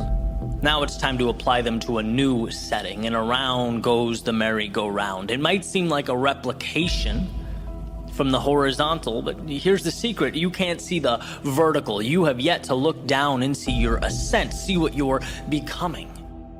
Just by staying on, holding tight, just by believing in yourself enough to begin again, you are fanning those tiny flames of courage in your soul that wait to be spread like a wildfire. Simple, but not easy. Step 3, mistakes. Now, of course, it's not the mistakes themselves you fear. It's what you think those mistakes will mean. Ridicule, embarrassment, lack of direction or identity, losing what you have. But here's the catch. When you realize the upside is greater than the downside, you liberate yourself. When you realize there's more to gain than to lose, your potential for greatness is born. How does one act on this? Mistakes. By making mistakes. By injecting yourself into the turbulence of progress. Our biology has not yet learned that the uncomfortable thing is the right thing, and that's why you get resistance. That's why it hurts. And it's why few people will accomplish what you will. When it comes to your climb, every day is opposite day. When they run out, you're running in. When they play safe, you play for the victory. To become who you might be, you must learn how to get there. Mistakes are your curriculum. Simple, but not easy. Step 4, trust yourself. Okay, sure, no problem, easy. Well, yeah, it's easy when you're getting what you want. But evolution takes time, and there's nothing quite like giving and giving and giving and not getting. There's nothing quite like stepping up to the plate again and again and again and bringing no runners home. So how does one find the strength to continue walking up to the batter's box? Well, growth is exponential, and those swings and misses matter. The infield singles matter. Everything matters. Because it's all chiseling your future self out of stone. Nothing is dependent on the next at-bat as much as all at-bats in the aggregate. That's why success is so often considered to be sheer will, dependent not on the home run, but on the discipline, the self-belief to keep walking up to the plate. Repetition and adjustment. Repetition and adjustment. Repeat and refine, repeat, refine. Those are the materials from which all things are made. Simple, but not easy. And then we have the finale, the ending, step 5. Celebrate and adjust. At some point, you'll be able to look over your shoulder and notice something that perhaps you hadn't before. Space. Space between where you are and where you started. It's not sudden, but gradual. And undoubtedly, with enough persistence, it will emerge. These moments, they are precious. They are times to acknowledge what you've accomplished, the sacrifices you have made. They are life's way of reminding you what you are building and who you are becoming. It's a time of celebration. Every little win means something. Every small victory matters, so relish in it. And then transform it. Normalize it. Recognize that that mountaintop is your foundation now. Your starting point has changed, and so have you, which means so have your expectations. With an increase in ability comes an upgrade to what's possible, what's expected, and look at that. We have arrived at a new step 1. Realize there is more. This is the process for capturing that which life has to offer. If you can fall in love with that, appreciate it, respect it, while simultaneously understanding it's not scary, it's dependent entirely on your ability to push forward. If you can understand that, there is nothing you can't do. Nowhere you can't go. Simple, yes. Easy, no. But you're not in this for easy. You're in it for the journey, the growth, the adventure. You're in it because it's not easy. You'll see in time, as will the world, that this decision to endure was simply the best one you ever made.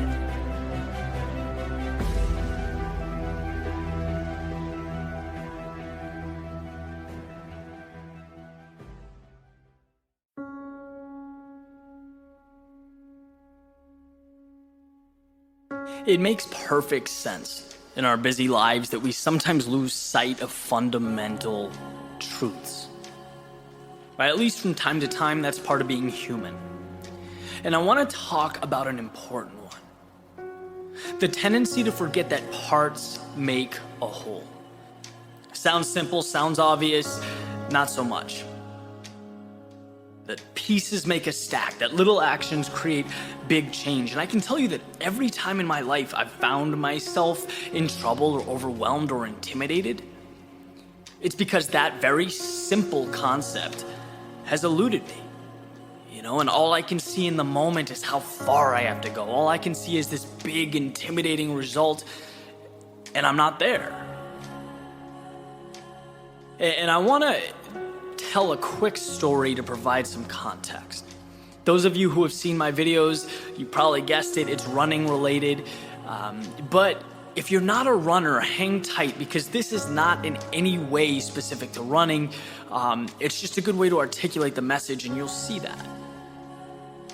So the realization occurred a few days ago, doing a distance run down A1A, which is just a long, straight stretch down the coast of Florida.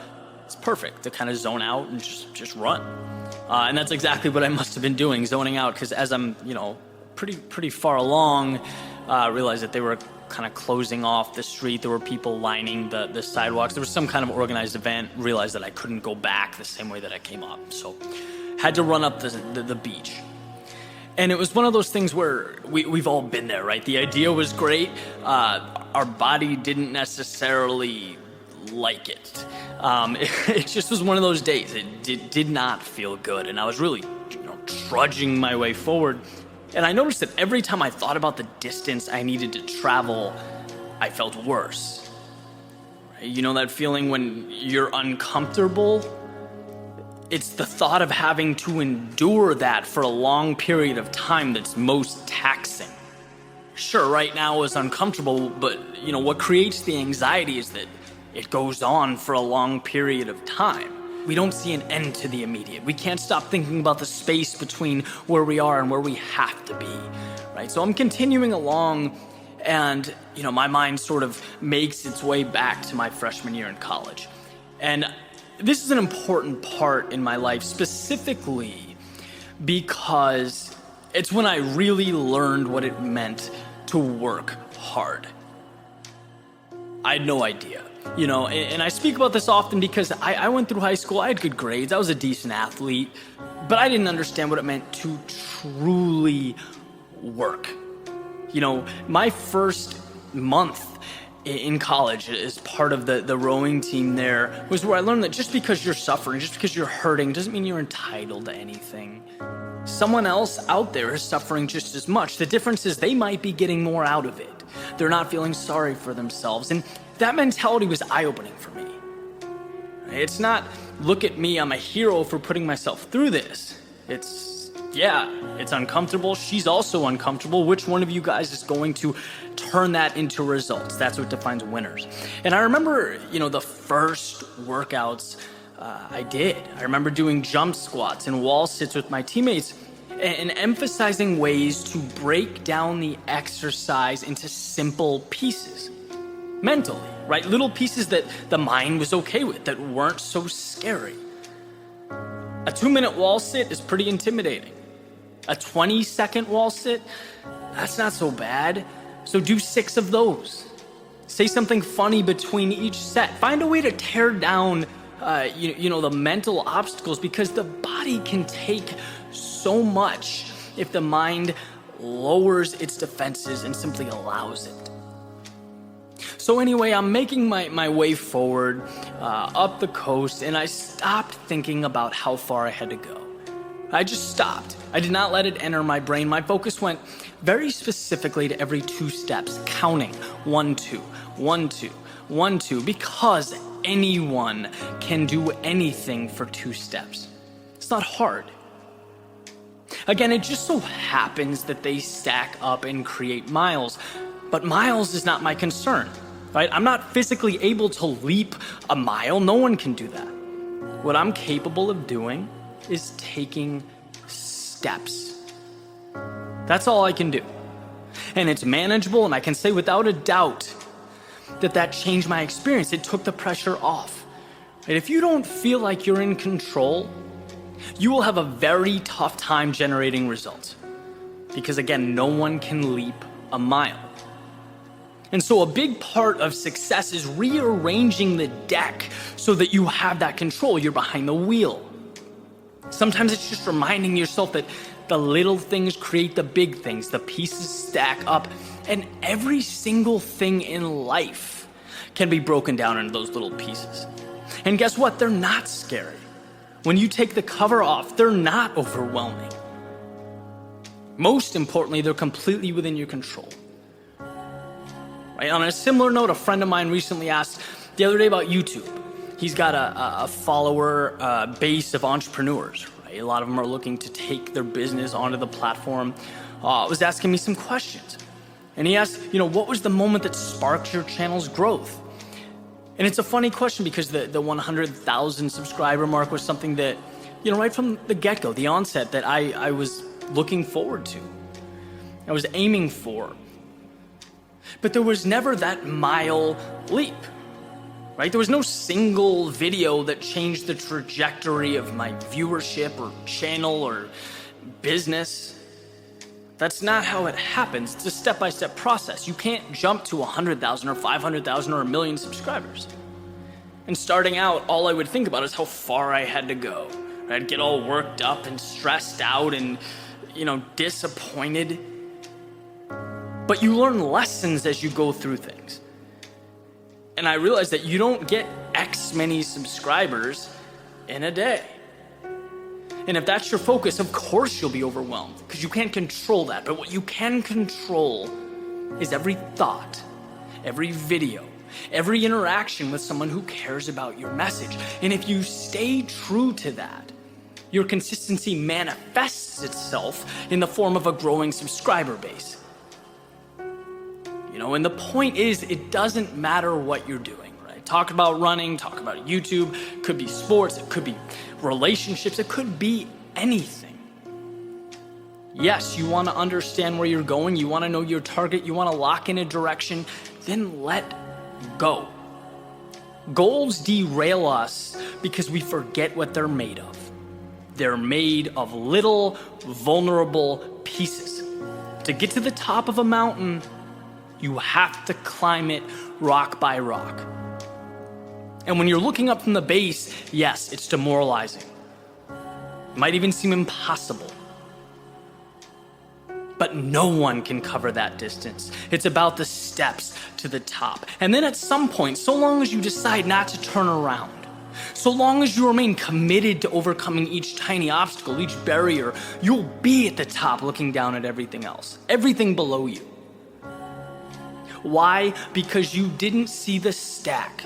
You saw the pieces that were laid on top of each other, one by one. And that makes all the difference. Success is seeing what's beyond the surface, what's past the thing staring you in the face. And if you can manage to do that, you'll see that nothing in life, nothing is too big or too tough for you.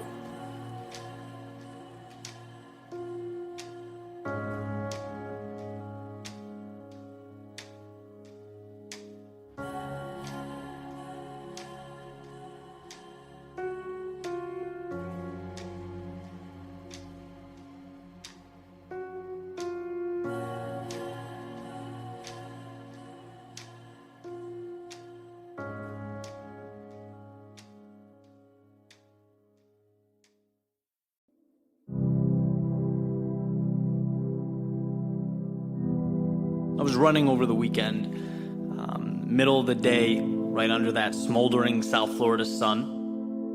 I was doing about a 3.7 mile stretch, which is one of 6 or 7 legs I was doing for the ultra marathon that day, against the clock, fighting the heat, starting to really suffer, which is the perfect environment for the thoughts that we don't want to let in. It's where we engineer compromise, create excuses. And I've been running all morning. So as I got more and more tired, my mind inevitably started looking for a way out, rationalizing, slowing down.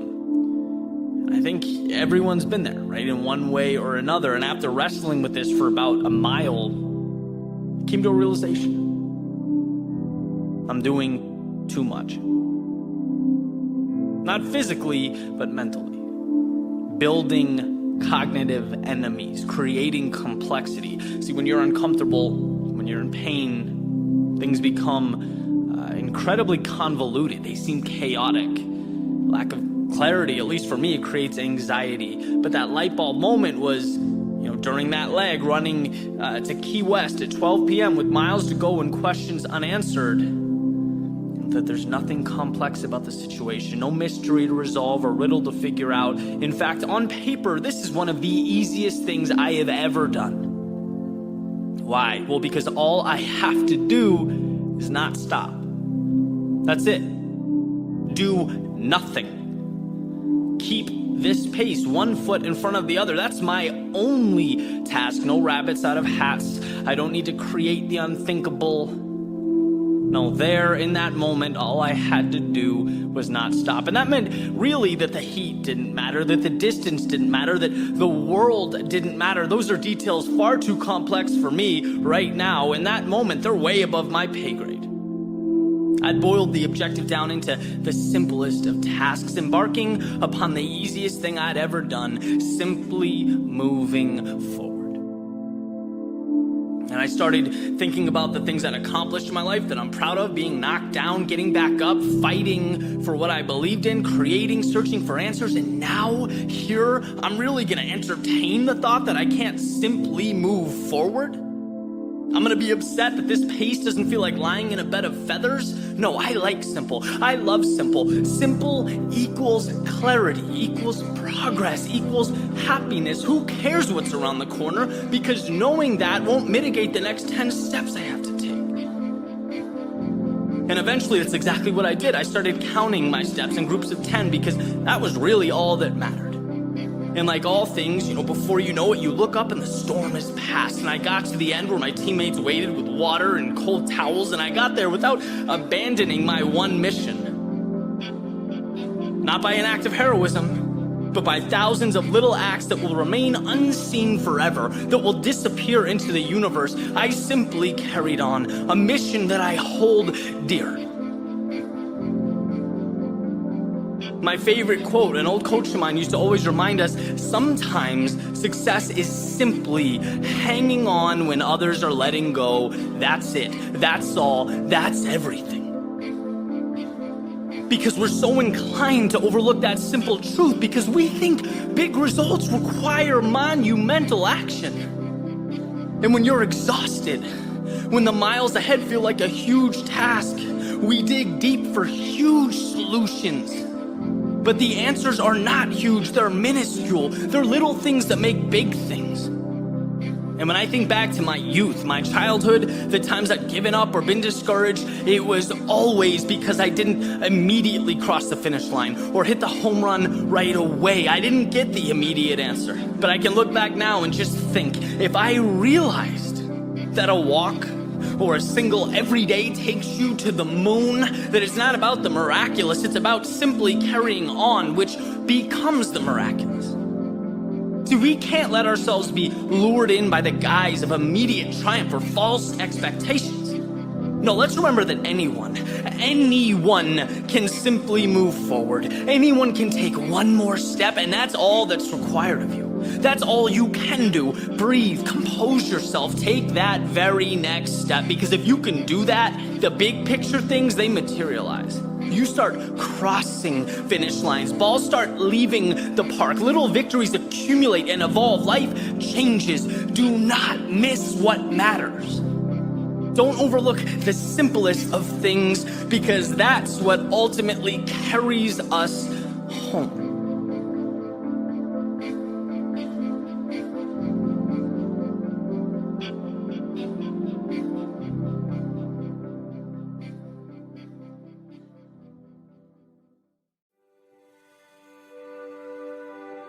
Every run tells a tale.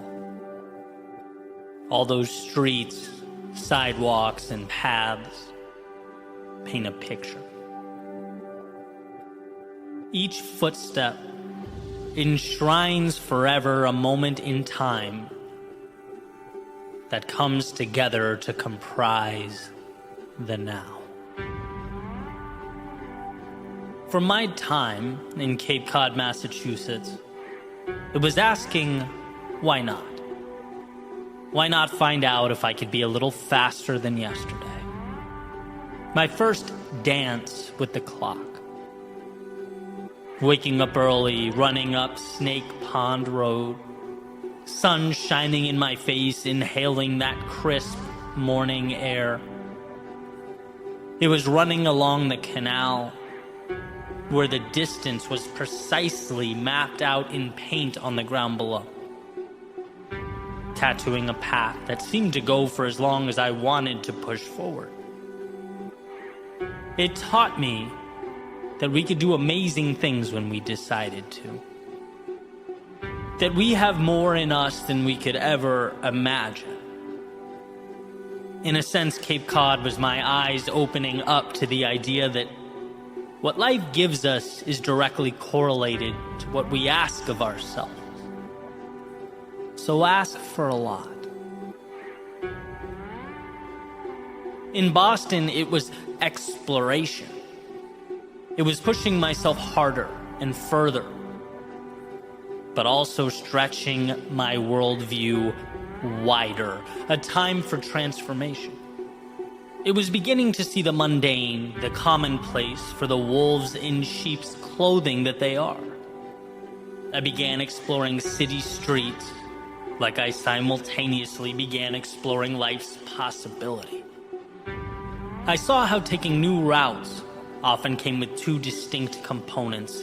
One, an unsettling, nervous feeling in my stomach, and two, an eventual gratitude for finding the courage to go there.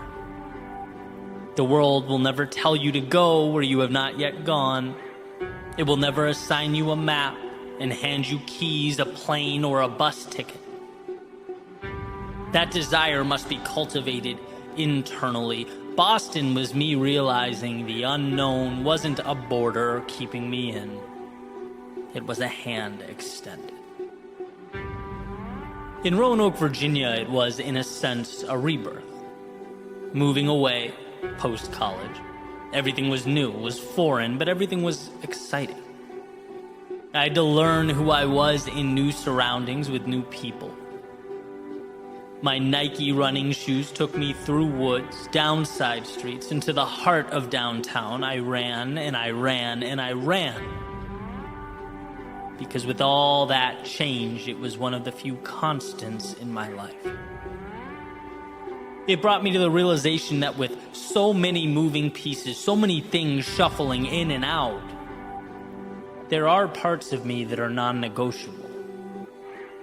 That in life, it's okay and even necessary to change, but one should never lose themselves in that process. They call Roanoke the Star City of the South, for the giant glowing star that lights up on the mountain overlooking the city. Perhaps a reminder to never lose that North Star in our own lives. In South Florida, it was about connecting the dots. I'd been relentlessly doing. Now it was seeing. Seeing myself as that person. As someone ready for more, worthy of a spot at the table, capable of creating monumental change. Those soft sand runs reinforce the notion that I get stronger when the world moves under my feet. Those hundreds of thousands of footsteps under the hot sun reiterated that I'm willing to do what is often deemed unnecessary or even over the top. And lastly, living in the luxury of no winter reminded me to appreciate the sun, the perks, the advantages, and the victories we collect along the way, but to never take them for granted, to be ready. Because life's winters don't always wait until after fall to show up at your doorstep. See, every step we take is a lesson. Every street, sidewalk, and path is part of a story. And sometimes we don't understand until we look back at the chapters. We don't get it until we have the luxury of hindsight. I didn't know that I'd look back on Snake Pond Road as sacred ground, as a launch pad to everything that would come next. No, in the moment, it was nothing more than a temporary escape from a world that felt bigger than me. I didn't know I'd see the city of Boston as the place that taught me to question the normalcy of everyday life. To show me that one could be moving awfully fast and still going nowhere at all. No, in the moment, it was merely a decision to dip my toe in the water, to entertain the curiosity and sense of adventure that always seemed a few feet ahead. I had no idea Roanoke, Virginia would be where I learned that, as Emerson said, to be yourself in a world constantly trying to make you something else is the greatest accomplishment. That there are non-negotiables, and shining down above all the noise and intricacies of everyday life exists the path and the resources to become who you were meant to be. No, in the moment I was simply stepping off my branch and landing somewhere new. I didn't know South Florida would be my consistent reminder to level up, to hold tightly that intersection of love and value, to find gratitude for what I have and maintain faith in bringing about what has not yet materialized. No, at the time, I was taking my life, my business, and my running shoes to warmer weather. You may not see it now, but your path, the one that led you to today, is the right path. You are exactly where you need to be for the beginning of your next adventure. But here's the thing. You must keep lacing up your shoes. Keep getting up in the morning and chasing those sunrises. Keep dreaming, growing. Keep your eyes, ears, and heart open. Because the world has so much to give you. But you have to allow your feet to carry you there. You have to give yourself permission to take it all in. The normalcy of right now, down the road, will end up being anything but normal. These steps are the steps that make you who you are, so own them. Believe in them, and most importantly, keep taking them.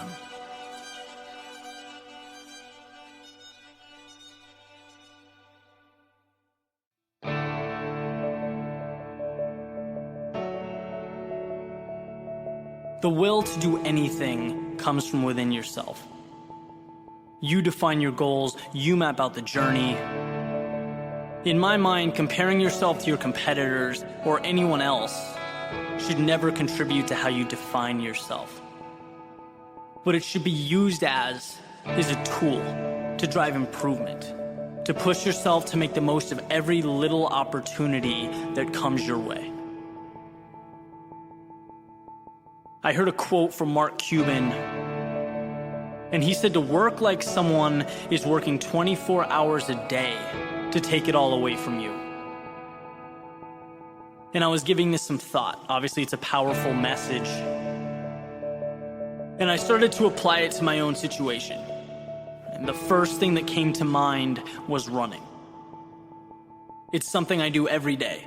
A lot of the most important decisions I've made and ideas I've come up with have occurred while running. So I started to think about when I'm at my best, right? When I'm working out and truly pushing myself. Obviously, I set goals, right? I look to stretch my limits, my boundaries, and I can do that on my own. I really don't need anyone or anything. But when I truly excel is when I feel those footsteps behind me. When I know that if I don't speed up, someone will run by and leave me behind as they go on for a faster time. And this thought drives me insane. Look, I know it's just a run around the Charles River, right? I'm downtown Boston, I'm not at the Olympics. I get why it would seem a little crazy. But to me, it's the same thing as a race, starting a business, excelling at work. It's instilling the mentality that I will do whatever it takes to stay ahead, regardless of how it's perceived.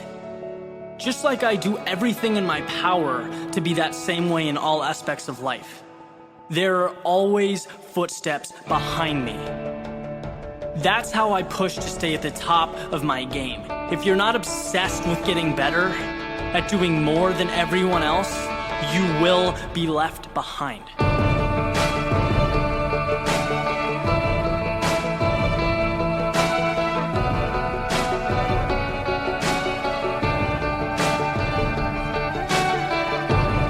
The sound of footsteps is a reminder that you haven't even scratched the surface of what you can do. That you can completely transform how you think of winning. And that's how you will get what you want. Listen, every morning when you wake up, you need to know that there are footsteps behind you. That 1 million people want what you want. They're waking up every day intent on doing what you do and are willing to put in the work. The best do that and then some, right? They step up. They're willing to go further, be crazy. Put everything out there for their goals. It doesn't matter how ridiculous it looks. Success is doing what it takes. And I know that's vague. I know there isn't, an answer written out in 10 steps.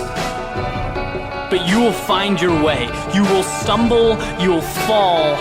But if you truly have that tenacity to outrun, to outwork everyone else, the only thing left to do is win. Surprise yourself. Surprise everyone around you. They will be there, I promise.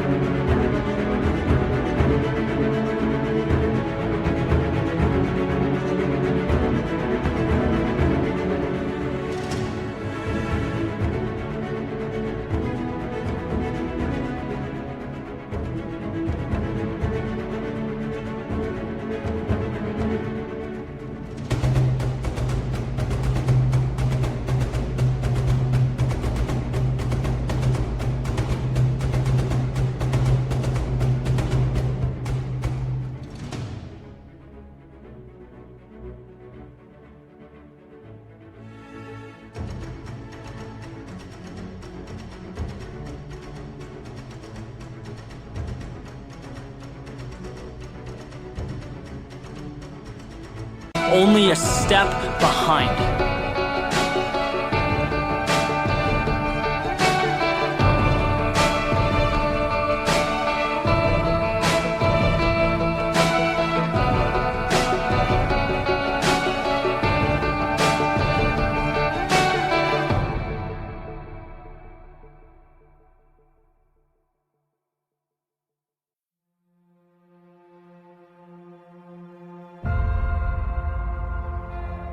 Let's right out of the gate draw a line. The most important line one can draw, a line of demarcation separating who you were and who you are. A line between the past and the present, and this line marks your return. No, not to the days of old, but to step one. Your chance to begin again, to rise above, to transcend yesterday's character and transform today's potential. See, what we often fail to realize is that there are ideas deeply ingrained in our minds that rule over us, a sort of subconscious authority. It says yesterday you fell short, so today you are someone who falls short. It says your objective was not reached in the past, so how about a new, maybe easier one?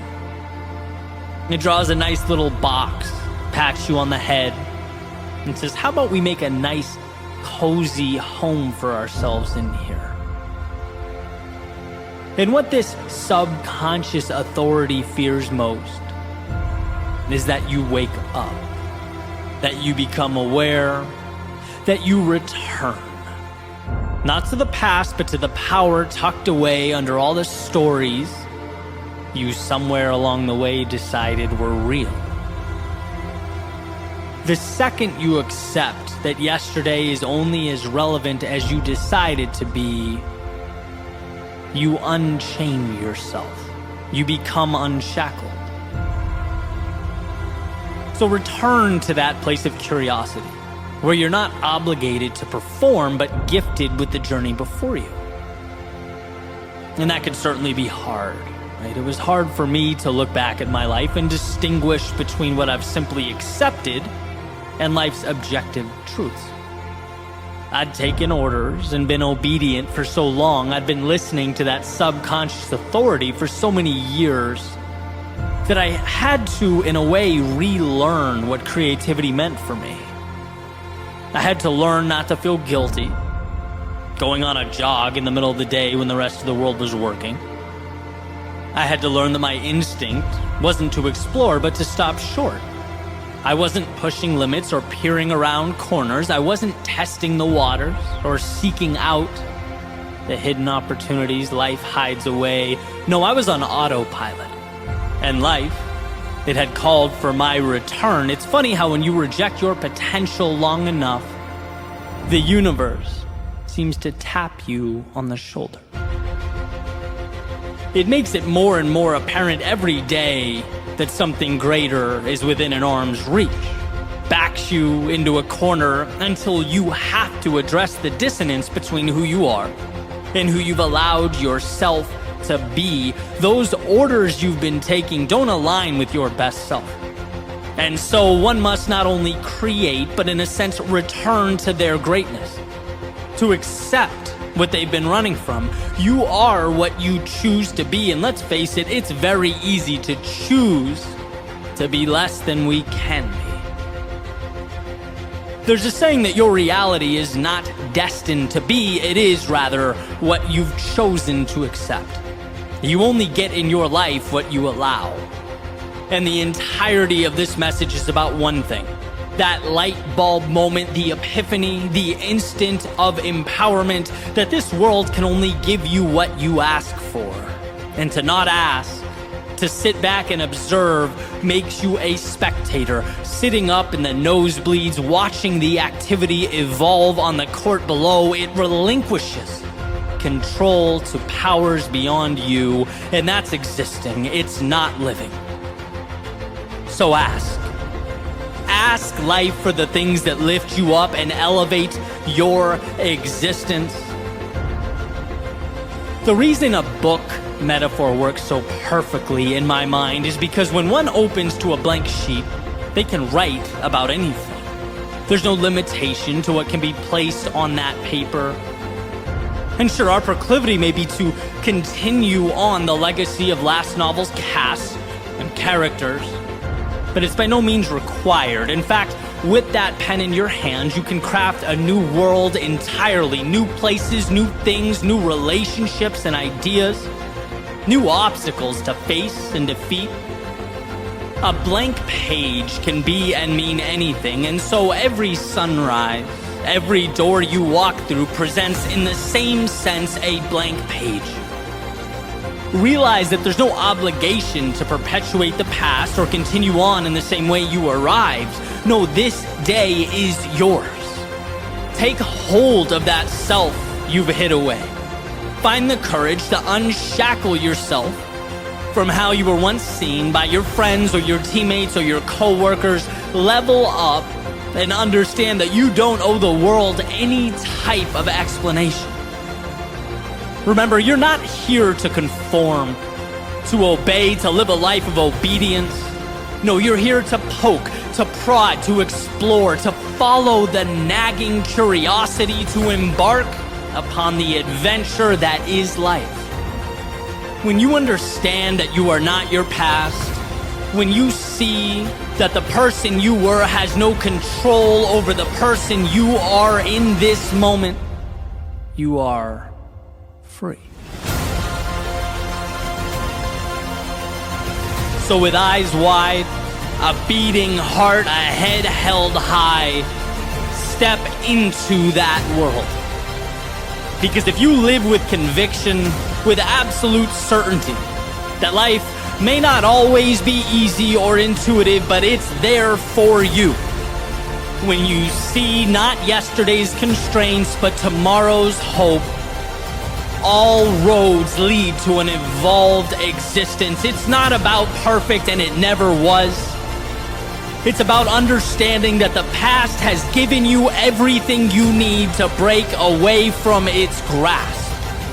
It has provided the lessons, it has knocked you back, pushed you down, and tested your resolve, all for this moment. This second, the chance to return to the greatness that has been tucked away for too long. Again, no miracles, no rabbits out of hats, just you allowing your greatness to emerge from this step forward because you can, because you have that ability, because it's who you are. So go show the world, but most importantly, show yourself. You will be amazed at what's possible for you if you simply allow it to materialize. If you, amidst the darkness of days past, let yourself light up the night.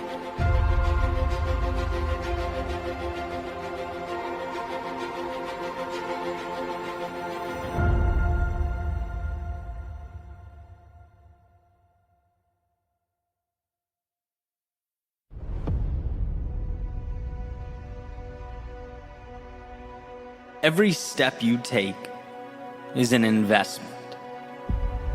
Every decision to do the difficult thing is a gift to your future self. Think about this for a second. One of the many things that makes being human so incredible is our ability to engage in delayed gratification, to do things now that will elevate us at a future time. And at a fundamental level, we understand that. We've heard the famous marshmallow study where kids were left alone in a room with the marshmallow placed in front of them, and the ones who showed restraint and could resist eating it ended up, in many regards, being more successful as adults. We've all heard the mantras, working hard pays off. That's valuable. But I'd like to take it a step further. Because when you say yes in the face of adversity, when you move forward when tired, seek out a way amidst the chaos of life, you are contributing to a foundation so powerful that it will elevate you in ways outside your current level of awareness. By simply saying yes when I was unsure and often fearful, by continuing to write and speak, I was unknowingly building these opportunities that would manifest years later, right? Many of which were not planned. They were not methodical. My dedication and my North Star never changed. I held on tightly to those, but the surrounding components were always moving and transforming. People are in my life today because of steps I took 5 years ago. I know things about myself and my hopes and my dreams because of risks I took when I was, let's face it, too ignorant to understand the repercussions. But I knew it felt right. See, here's what I did understand. If I, as Emerson put it, hitched my wagon to a star and moved towards it, when I felt great and when I didn't, when I was confident and when I wasn't, when I was winning and when I was not, I knew the other stuff would take care of itself. I trusted the process. And here's why that matters. Here's why I'm taking you all on a little trip down memory lane. Because writing, speaking, inspiring, storytelling, they are my world within. What is yours? What is it that moves you, that lights up your soul? I want you to know that. I want you to know that because its pursuit requires not only a delayed gratification, but an acceptance that your dedication will evolve in ways so incredible that you can't even imagine. That all those little decisions become emergent and together represent something more powerful than the sum of its parts. I love the example or idea of the human brain, right? So complex and powerful that it appears almost divine. It's essentially a universe behind our eyes. Even our understanding, our comprehension is minimal. We are awed by its capability. Yet it's not about one single piece of the brain, the tissues or the neurons individually. It's the network all these microscopic occurrences create together. Something bigger than everything combined, creating a consciousness we can't even find or point to when looking at the evidence. But we know it exists, and we know it's somehow derived from this ball of nervous tissue. This is not unlike one's pursuit of excellence. The level of achievement or consciousness we are searching for, it can't be singularly identified. It's emergent. It materializes after the discipline, after the consistent work, after the self-belief, after the will to do what is required, whether we wanted to in the moment or we didn't. Then we get our quote-unquote consciousness.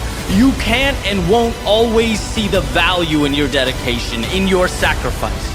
And let me level with you, I get how crazy it feels to think, yeah, but someday it will mean something. Someday that work will put people in my life that will change my world, elevate my existence. It will create opportunities that expedite my evolution, lessons and occurrences that will amplify my wisdom and worldview.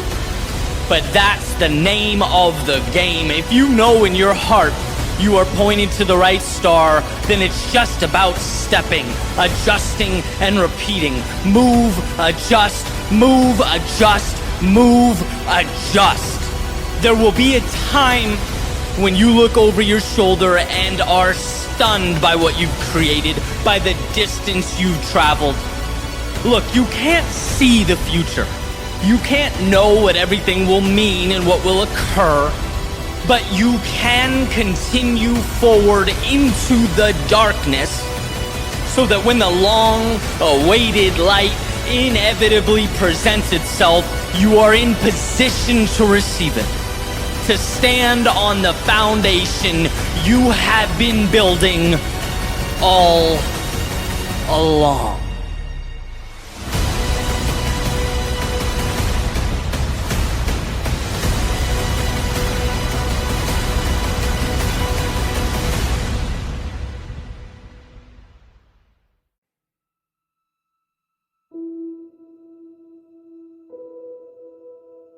In a way, our eyes are liars. Not in what they portray, but in the implication of their portrayals. Our eyes highlight to us one thing: what surrounds us now. We receive a snapshot of the current moment. And what took me years to understand is that possibility and hope live far beyond what surrounds us right now. And it's that pursuit of possibility that saved my life, immersing myself in the unseen. Perhaps we were given the now, not to subserviently accept it, but to transform it. I believe in our own way, we're all architects. Here's what I've found to be tricky, though, as I've spent time thinking about this. What I believe and I've come to recognize is that two things can be true at once. First, all we'll technically ever have is the present. As Eckhart Tolle explains, depression is essentially being lost in the past. Anxiety is being fixated on the future, and that a healthy life is learning to cherish the now. But second is the power and control of being able to point the now at something far beyond what our eyes convey. It's the magic of knowing that we spend our days navigating a world of limitation and restraint. And it's not that we wake up and think, I'm going to restrict myself today. I'm going to not live up to my full potential. No, it's that we go on autopilot. We observe this slideshow our eyes play for us day in and day out and exist within those parameters. That seems perfectly reasonable. Our eyes show us a wall and our brain says, okay, this is where we stop. The end. And what I want to highlight is that world just beyond what our eyes show. A world that pushes things a little bit. A world in which we ask, okay, but what if I gave a little more? Or why can't I be like those people in my life I look up to? Why shouldn't I change the circumstances that weigh on my mind? Why have I accepted these things that make me unhappy day in and day out? Just because it's the image your eyes show you right now doesn't mean it's where you stop.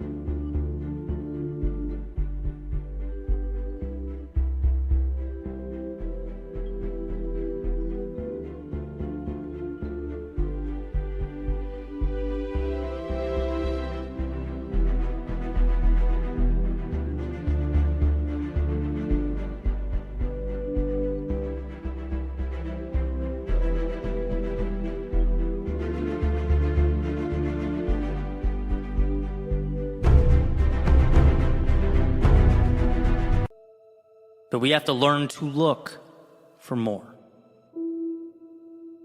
When I was pretty young, like right about the time home PCs were gaining prominence, my parents got this gateway computer that came with a Star Wars game demo. And you have this character, you wander around the spaceship, and I played it, and I played it, and I played it, and after a while, explored all there was to explore. Right, or so I thought. I assumed I'd maxed the thing out because it was a demo. It wasn't the full game. So my assumption was that it wouldn't let me do too much until I went out and bought the real version. Then one day my friend from up the street came over and I'm showing him the game, and somewhere he notices a little button that opens up this door, and come to find out there was actually a lot of real estate left to explore, a lot of game available. It led to a tunnel that led somewhere else, that led somewhere else. And sure, I felt like a clown for not realizing that I was needlessly wandering in circles, but at the same time was excited about this new world. There's something about that concept, the secret door, the bookcase that can be moved to unveil a passageway to something greater, to the value locked away and invisible to the untrained eye. One of the most important things for us to understand is how many of these doors exist in our lives. That if we choose to recognize and identify something more, something that excites us and invigorates us, we can usually draw a line to it. We can start little by little heading that way. Because within the current moment slideshow we see all around us exist the little passageways, the side streets, the tunnels connecting to something more. That of course those gates won't open up if you've not constructed a destination in your mind worth traveling to. Again, not because you're insufficient or inadequate or wrong, but because our default is to live life on demo mode. We have to manufacture more. Build a higher platform, and then climb up to it using ropes and ladders that we already walk by every day without thinking twice. Our world, our right now, is a toolbox waiting for us to construct a more meaningful, peaceful, happy tomorrow. And so again, I present the question, where are these hidden opportunities or gateways in your life? Where can you find the advantages dressed up as the mundane? Is it in a book? Is it a conversation? Is it applying to that thing you've been hesitant to pursue because you're scared of what might await? Is it understanding the power of 10 minutes a day? And how starting small opens doors that we can't even comprehend? Is it a little boldness? Is it looking in the mirror and realizing you're still shackling yourself to who you were yesterday? Is it understanding that someone or something in your life isn't conducive to your well-being? Is it an hour in the morning to think, an hour at night to breathe? Is it changing a self-limiting relationship with time or money or resources? What walls can you knock down so that you might open up a world that's meant for you? A world that's malleable and without limitation. Your eyes, they don't tell the story of how things can be or what they mean. They show you the infinite tools at your disposal to build, to create, to design, to never accept a now that wasn't chosen with intentionality. That where there exists pain, there also exists a door to lessen and transform that pain. Your journey, it never ends where you are, it ends where you choose to stop. It ends where you plant a stake in the ground and accept the world around you. So if no one has told you recently, let me remind you how powerful you are. Let me reiterate what you are capable of. And that perhaps your reality requires of you some customization. Perhaps the courage to step outside the routine and the obligation. And as the architect you are, build something beautiful, meaningful, something incredible to stand on. To recognize the distinction between what is and what can be, the second one understands that they are walking by the very solutions they need. That to remain in a state of discontent is simply an indifference to the resources around them. Remember this. What you see, your eyes don't provide an end state, but a path to the next chapter. A chisel to little by little evolve. As someone recently reminded me, Mark Twain's quote, "Logic will get you from point A to point B, but imagination will take you everywhere." Why? Because so much exists beyond the parameters of everyday life.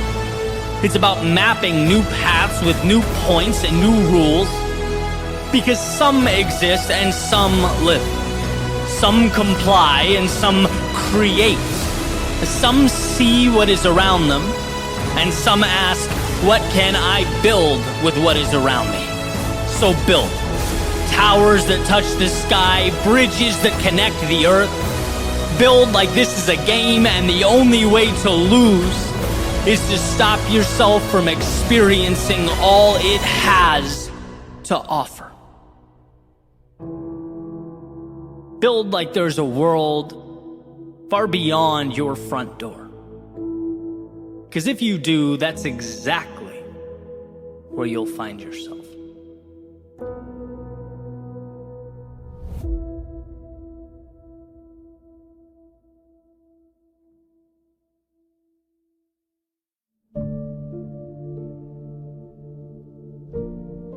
Remember what's yours to control and what's not, what must be let go. Remember that nothing is so futile as attempting to move the immovable or change the unchangeable. Remember that your greatest strength is focusing your time, talents, and efforts, exhausting your energy on that which you can control. And sometimes this distinction hurts. But to fail to see it is to shackle oneself to delusion. Right? You can complain about the weather all day, but to complain about it, to focus on it, to be stuck in it is not going to change it. Your time would be better suited looking at how to adjust yourself to it. And that's what life repeatedly tells us. There's plenty we aren't happy about, plenty we wish we could change. But to stay there in that space is to forfeit your greatness, your strength. Why? Because there is so much you can control, so much you can do. You can always position yourself to succeed. But that calls for first separating what's yours and what's not. Right? There are people I wish were different. There are situations I prayed were alterable. There are outcomes that are given without my asking. That's just life. And a losing mentality is to fight that, to feel anger or resentment at the people that let you down. Why couldn't they be how I want them to be? It's to dwell on the situation that occurred despite your wishes. Why couldn't it have just happened my way? It's to refuse to acknowledge the outcomes that have already materialized. Right? Why couldn't it just have evolved differently? All that, as hard as it is to see, is embracing a mentality of victimhood. It's walking down a path that has no desirable destination in store for you. When you accept the unchangeable, you then become the architect of your reality. Sure, people, places, and outcomes weren't always the best, but now you ask, how can I navigate around it, or better yet, use it to my advantage? It is, to use the famous metaphor, not shaking your fist at the wind, but building sails for your boat, creating a path to take you somewhere new. So let the energy, the time, and emotion that's wasted on the immovable dissolve. The question worth asking is, where do you most want to be, and how can you get there? And while those details outside the scope of your control can feel like a bottomless gap in your way, I promise that what's around you is enough to build a bridge over it.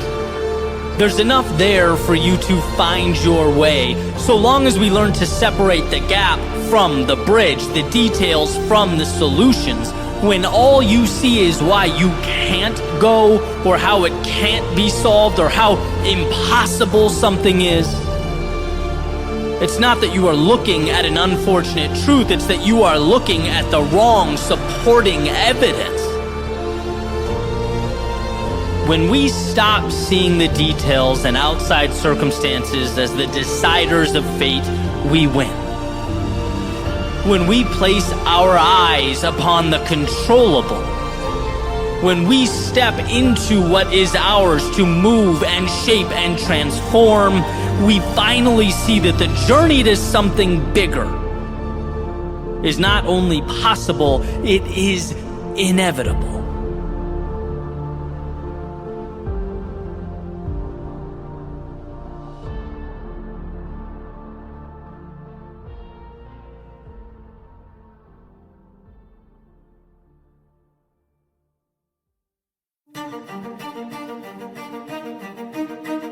We spend a lot of time asking ourselves, what if things don't work out?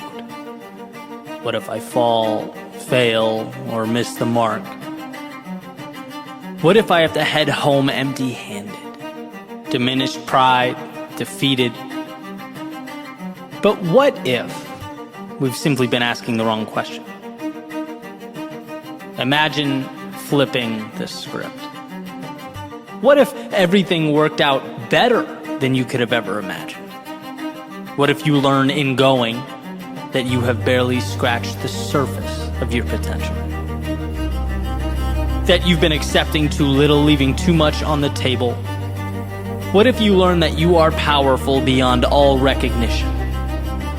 Not because someone told you so, no, but because the very steps being taken prove the point. What if the things that held you down can be dismantled, the thoughts that held you back can be demolished? Why is it we don't ask more of those questions? Generally, you get what you look for. What you ask of life is what you shall receive, or so the saying goes. So my thought here is perhaps we need to ask for more. Not of the world, but of ourselves. There's an ocean of opportunity before us, enough of this pointing out and wishing for more, while we wade in water that is waist deep. First steps will always be believing that more exists. That the world might not be able to see it. It might not exist to your left or right, but it exists in your head, and that is enough. That is where all great accomplishments start. It's the necessary beginning. And to disregard a perceived outcome because it's only in your mind, it hasn't materialized yet, is like disregarding a seed because it's not yet a tree. The two are forever intertwined. They need each other. Simple formula. See greatness and move towards that greatness. Nothing else is relevant. And sure, you'll have your struggle from time to time, no question. But that's not failure. That's what happens along the path to better things. That adversity is simply the price that must be paid for dreaming, for taking the ideal and bringing it to life. And at the end of the day, that price is a bargain. So ask yourself, what if things do work out? In fact, what if they work out better than I ever imagined? What if the current norms can be transformed, reality altered? What if this is just the beginning of the best life has to offer? You change the questions, you change the outcome. And today feels like the perfect day for change.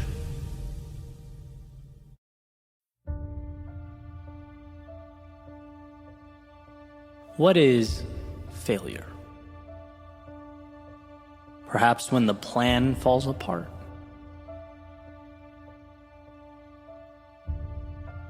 Maybe when the project results are underwhelming.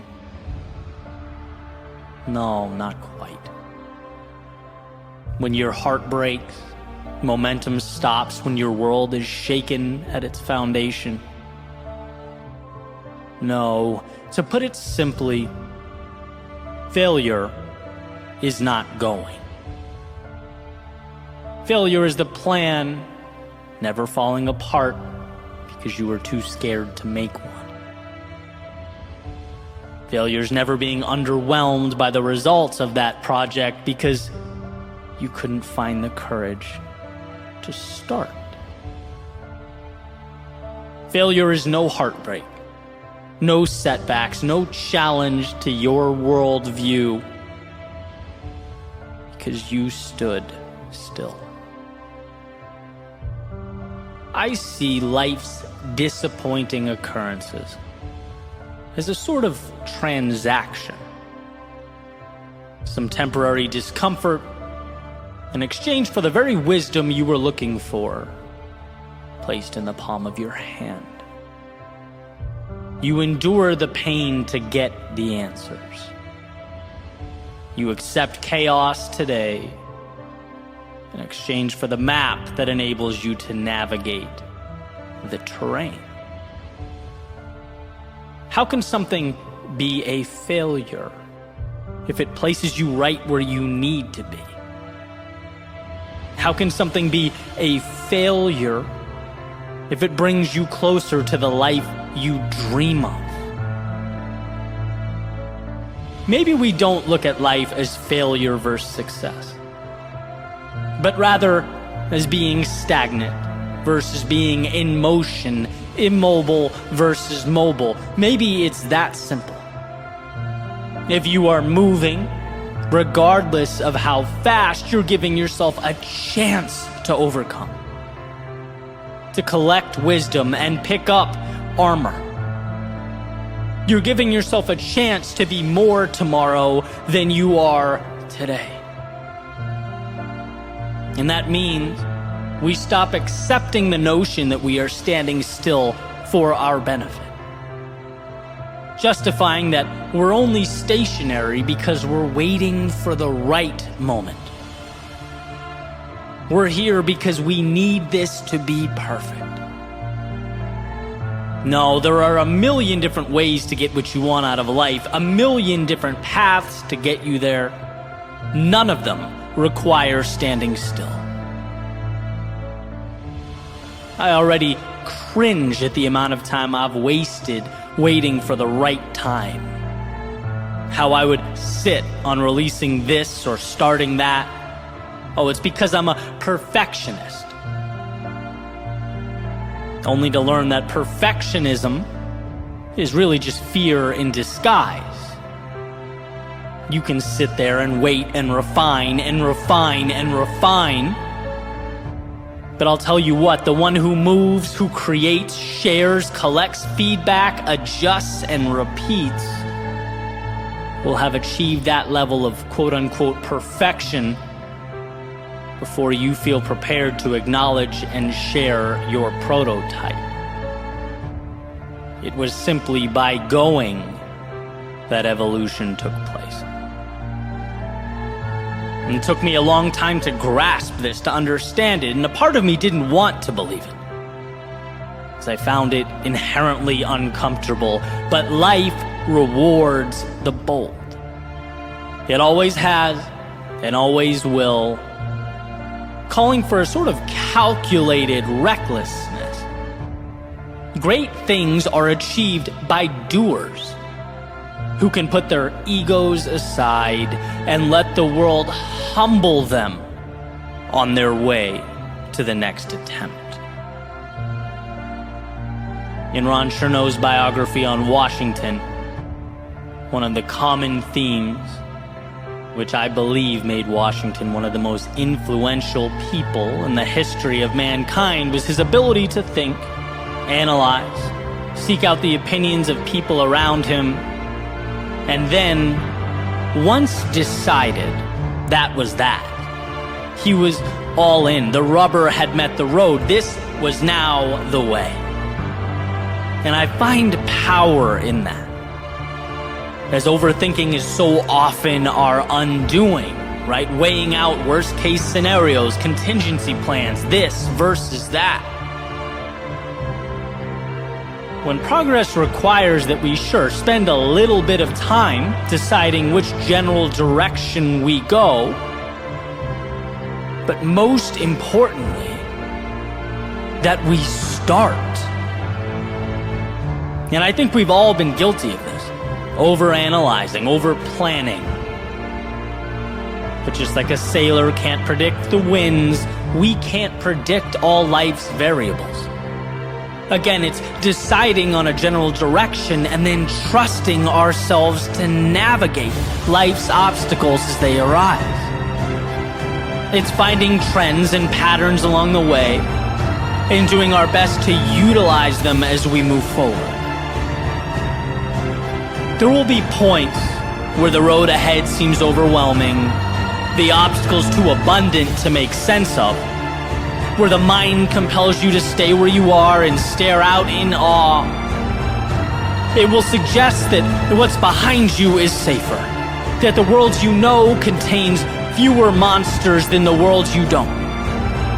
It might even convince you that whatever ambitions you had weren't really that important, that you could easily live without them.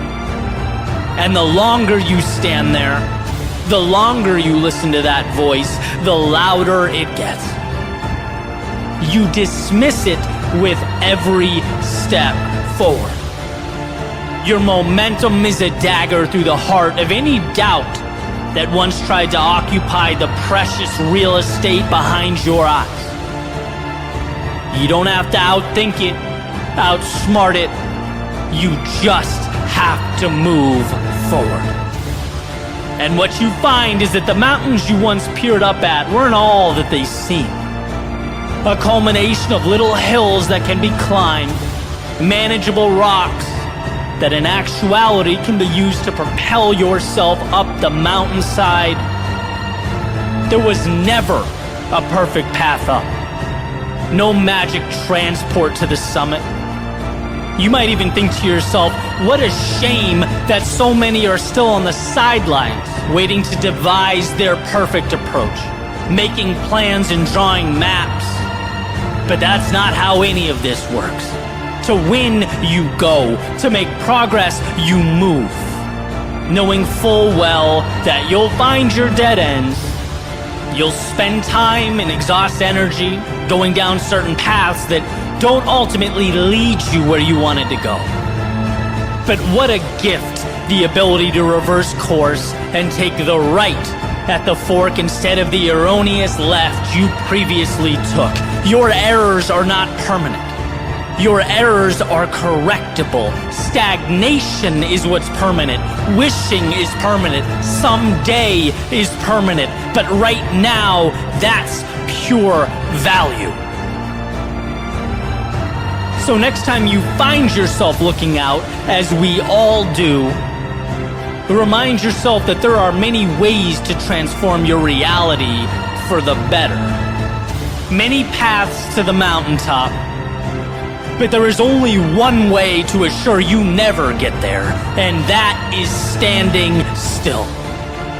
So trust yourself to figure life out as it comes, to take the pain and extract from it wisdom, to find the strength beyond the uncertainty. Life is giving you everything that is required. Not some things or a few things, everything. All it asks of you is that you dismantle the delusion of perfection and begin.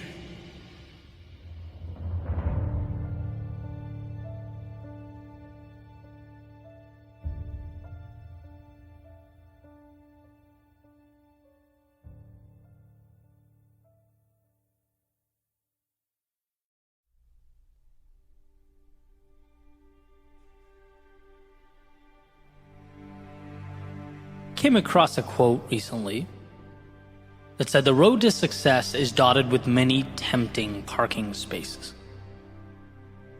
And I thought this demonstrated or captured a realization that's pretty hard to articulate.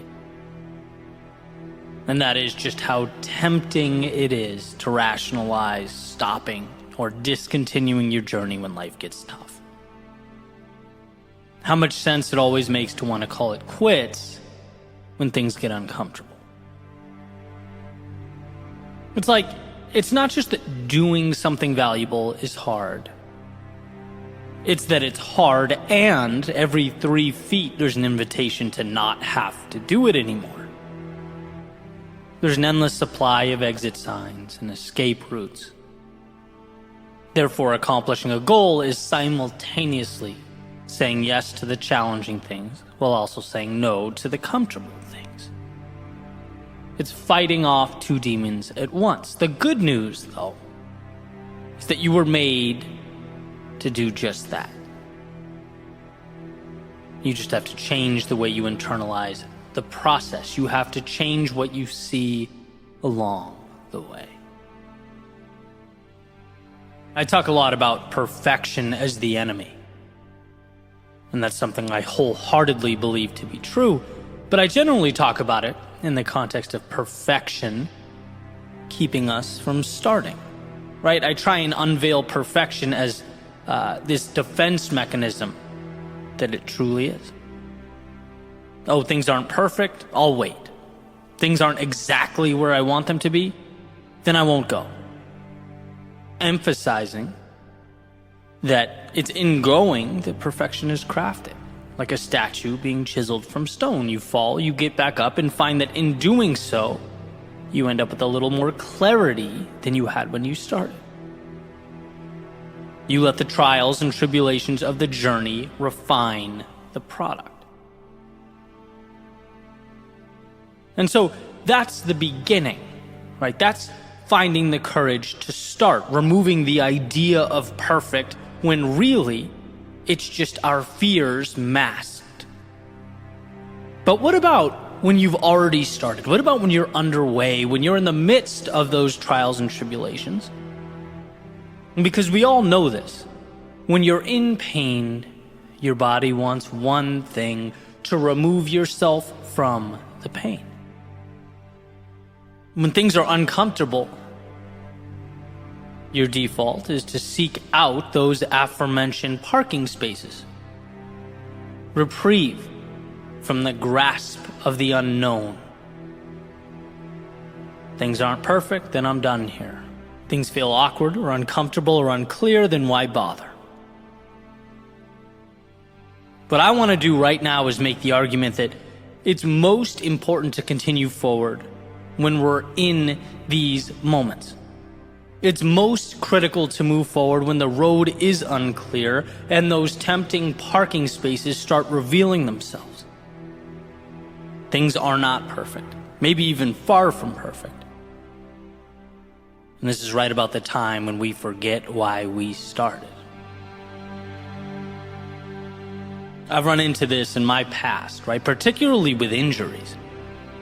There was a period in my not too distant past when my ankle and shoulder were simultaneously messed up, right? So couldn't run, couldn't really do any upper body work. My physical activity really took a dive, right? So I'm a little discouraged.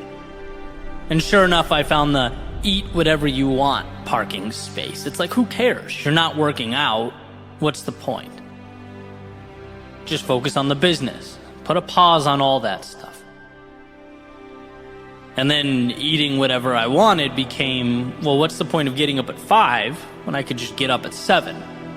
I sleep 2 hours longer is how I rationalized it. It's not like I'm going to be running.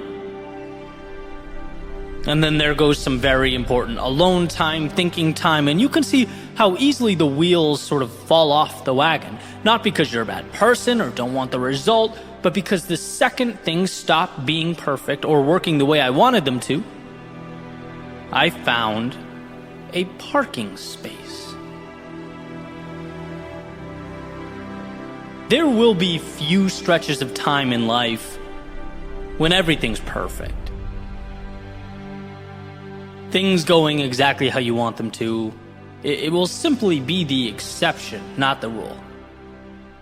And then the question becomes, can you put your head down and continue forward, knowing that life will call for adaptation and adjustment? But that those tempting exit signs are not for you. They are weakness. They are for those who forget their strength and their courage. I mentioned a little while ago that growth is fighting two demons. Saying yes to the mountain ahead and no to the off-ramps. But when you step back and look at things different, you change the dynamic. You put the odds in your favor. When the off-ramps become reminders of your strength as you pass them one by one, indicators of your commitment to move forward. And when the mountain ahead becomes merely the way, not some giant sacrifice or monster, but merely a path, things simplify in a way that empowers you on your mission. There is no perfect or imperfect. There is adjusting when necessary and taking the next little step along the way. And using the previous example, it's like, I'm injured, okay? This will definitely be a time for adjustment. Maybe it's yoga, stretching, practicing being more patient, maybe greater emphasis on meditation, mental strength, whatever it is, but we don't stop. We continue stepping forward. The next step will look a little different, but that's all. If perfect is a standard one seeking to maintain, they'll always be pulling over. They'll always be backing off, because very rarely do we have stretches of perfection.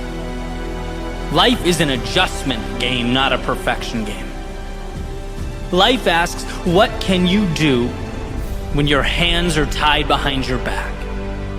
What can you do when you're tired? What can you do when you've just endured loss, when your pride hurts, your plans fail? And trust me, that's when you see all those off-ramps. That's when something in the back of your mind says, hey, all this goes away if you just throw in the towel. just go seek perfection somewhere else. You'll find it there. But you can chase that rabbit down a million paths. There is no perfection waiting for you, and there is no flawless pursuit. Life comes down to what will you do now? Where you are with what you have, can you find a way to win when it hurts? Look, we all need to understand that life is innately difficult. And success calls for a simplification that is adapting and stepping forward. That's all. Things are hard, you step. Things don't go as you planned, you adapt and you step. But you are always moving towards that North Star, whatever it is for you. It's deeming those parking spaces insignificant with regard to your life and your journey. Quitting is not brought about by the external world. No, failure is a decision. Failure is saying, you know what, this costs more effort than I'm willing to pay. Those parking spaces have become more tempting than the top of this mountain. Failure is a choice. And so, for one to succeed, they must simply stay in motion. Choose adaptation over a self-imposed end. Yeah, enjoy those moments of perfection, the times the stars do align. But see them as the exception, not the rule. We are not defined when things are great. We are defined by our ability to pick up the pieces and keep moving forward when they're not. Our lives are shaped by the exits we don't take, the parking spaces we don't even notice as we ascend the mountain that is life. Because anything other than the road ahead was never an option. You didn't succeed because things were perfect. You succeeded because you found a way to win when they weren't.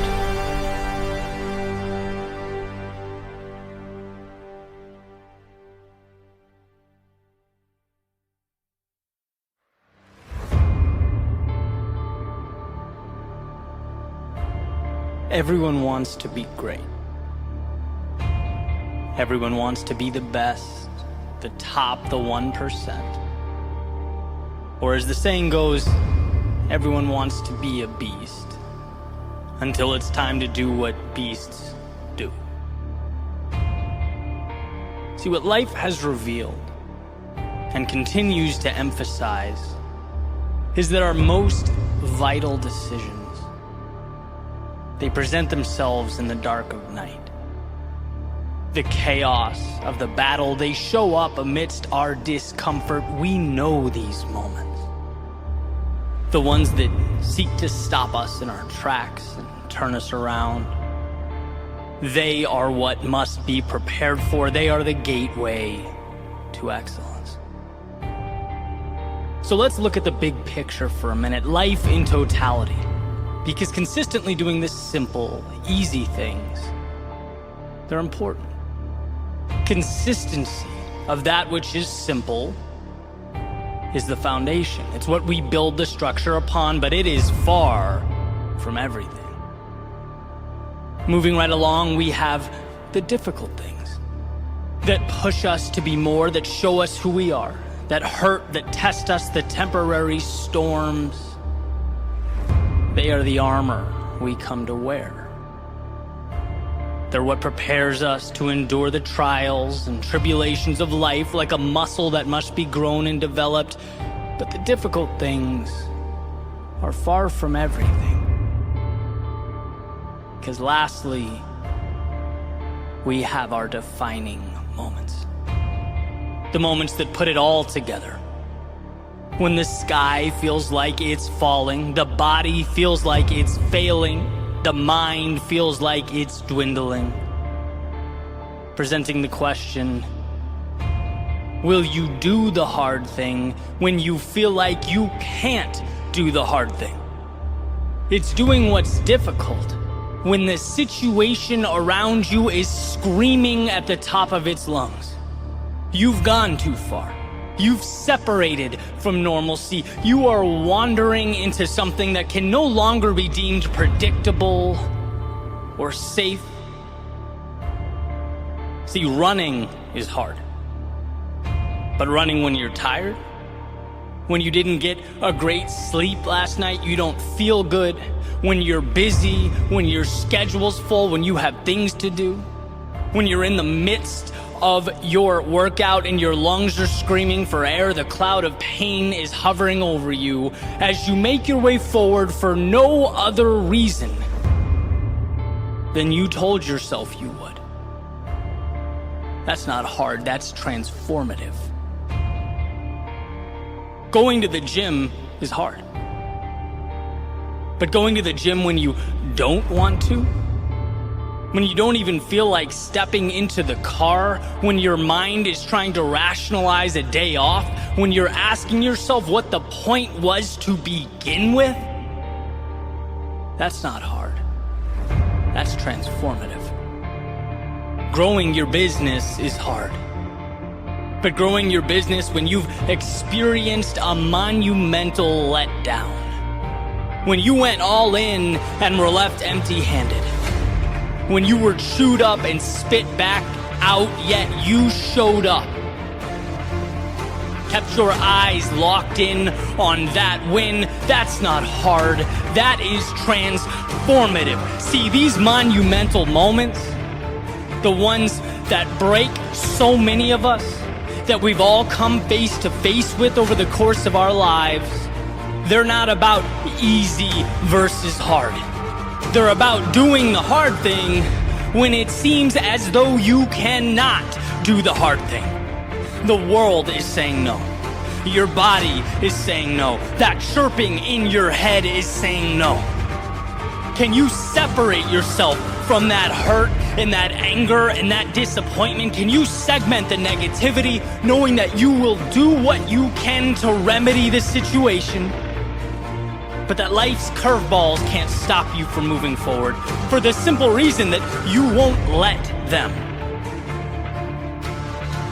When life gets hard, you have to be harder. The one who gets bolder. You have to learn to surprise yourself. Here is what I believe to be the goal, the pinnacle. It's what I aspire to become. When life puts me through hell, to dig deep and find the emotional IQ, the awareness, to know that right now is the invitation I've been longing for. My chance to level up. See, you might be wondering what brought this concept to the forefront of my mind.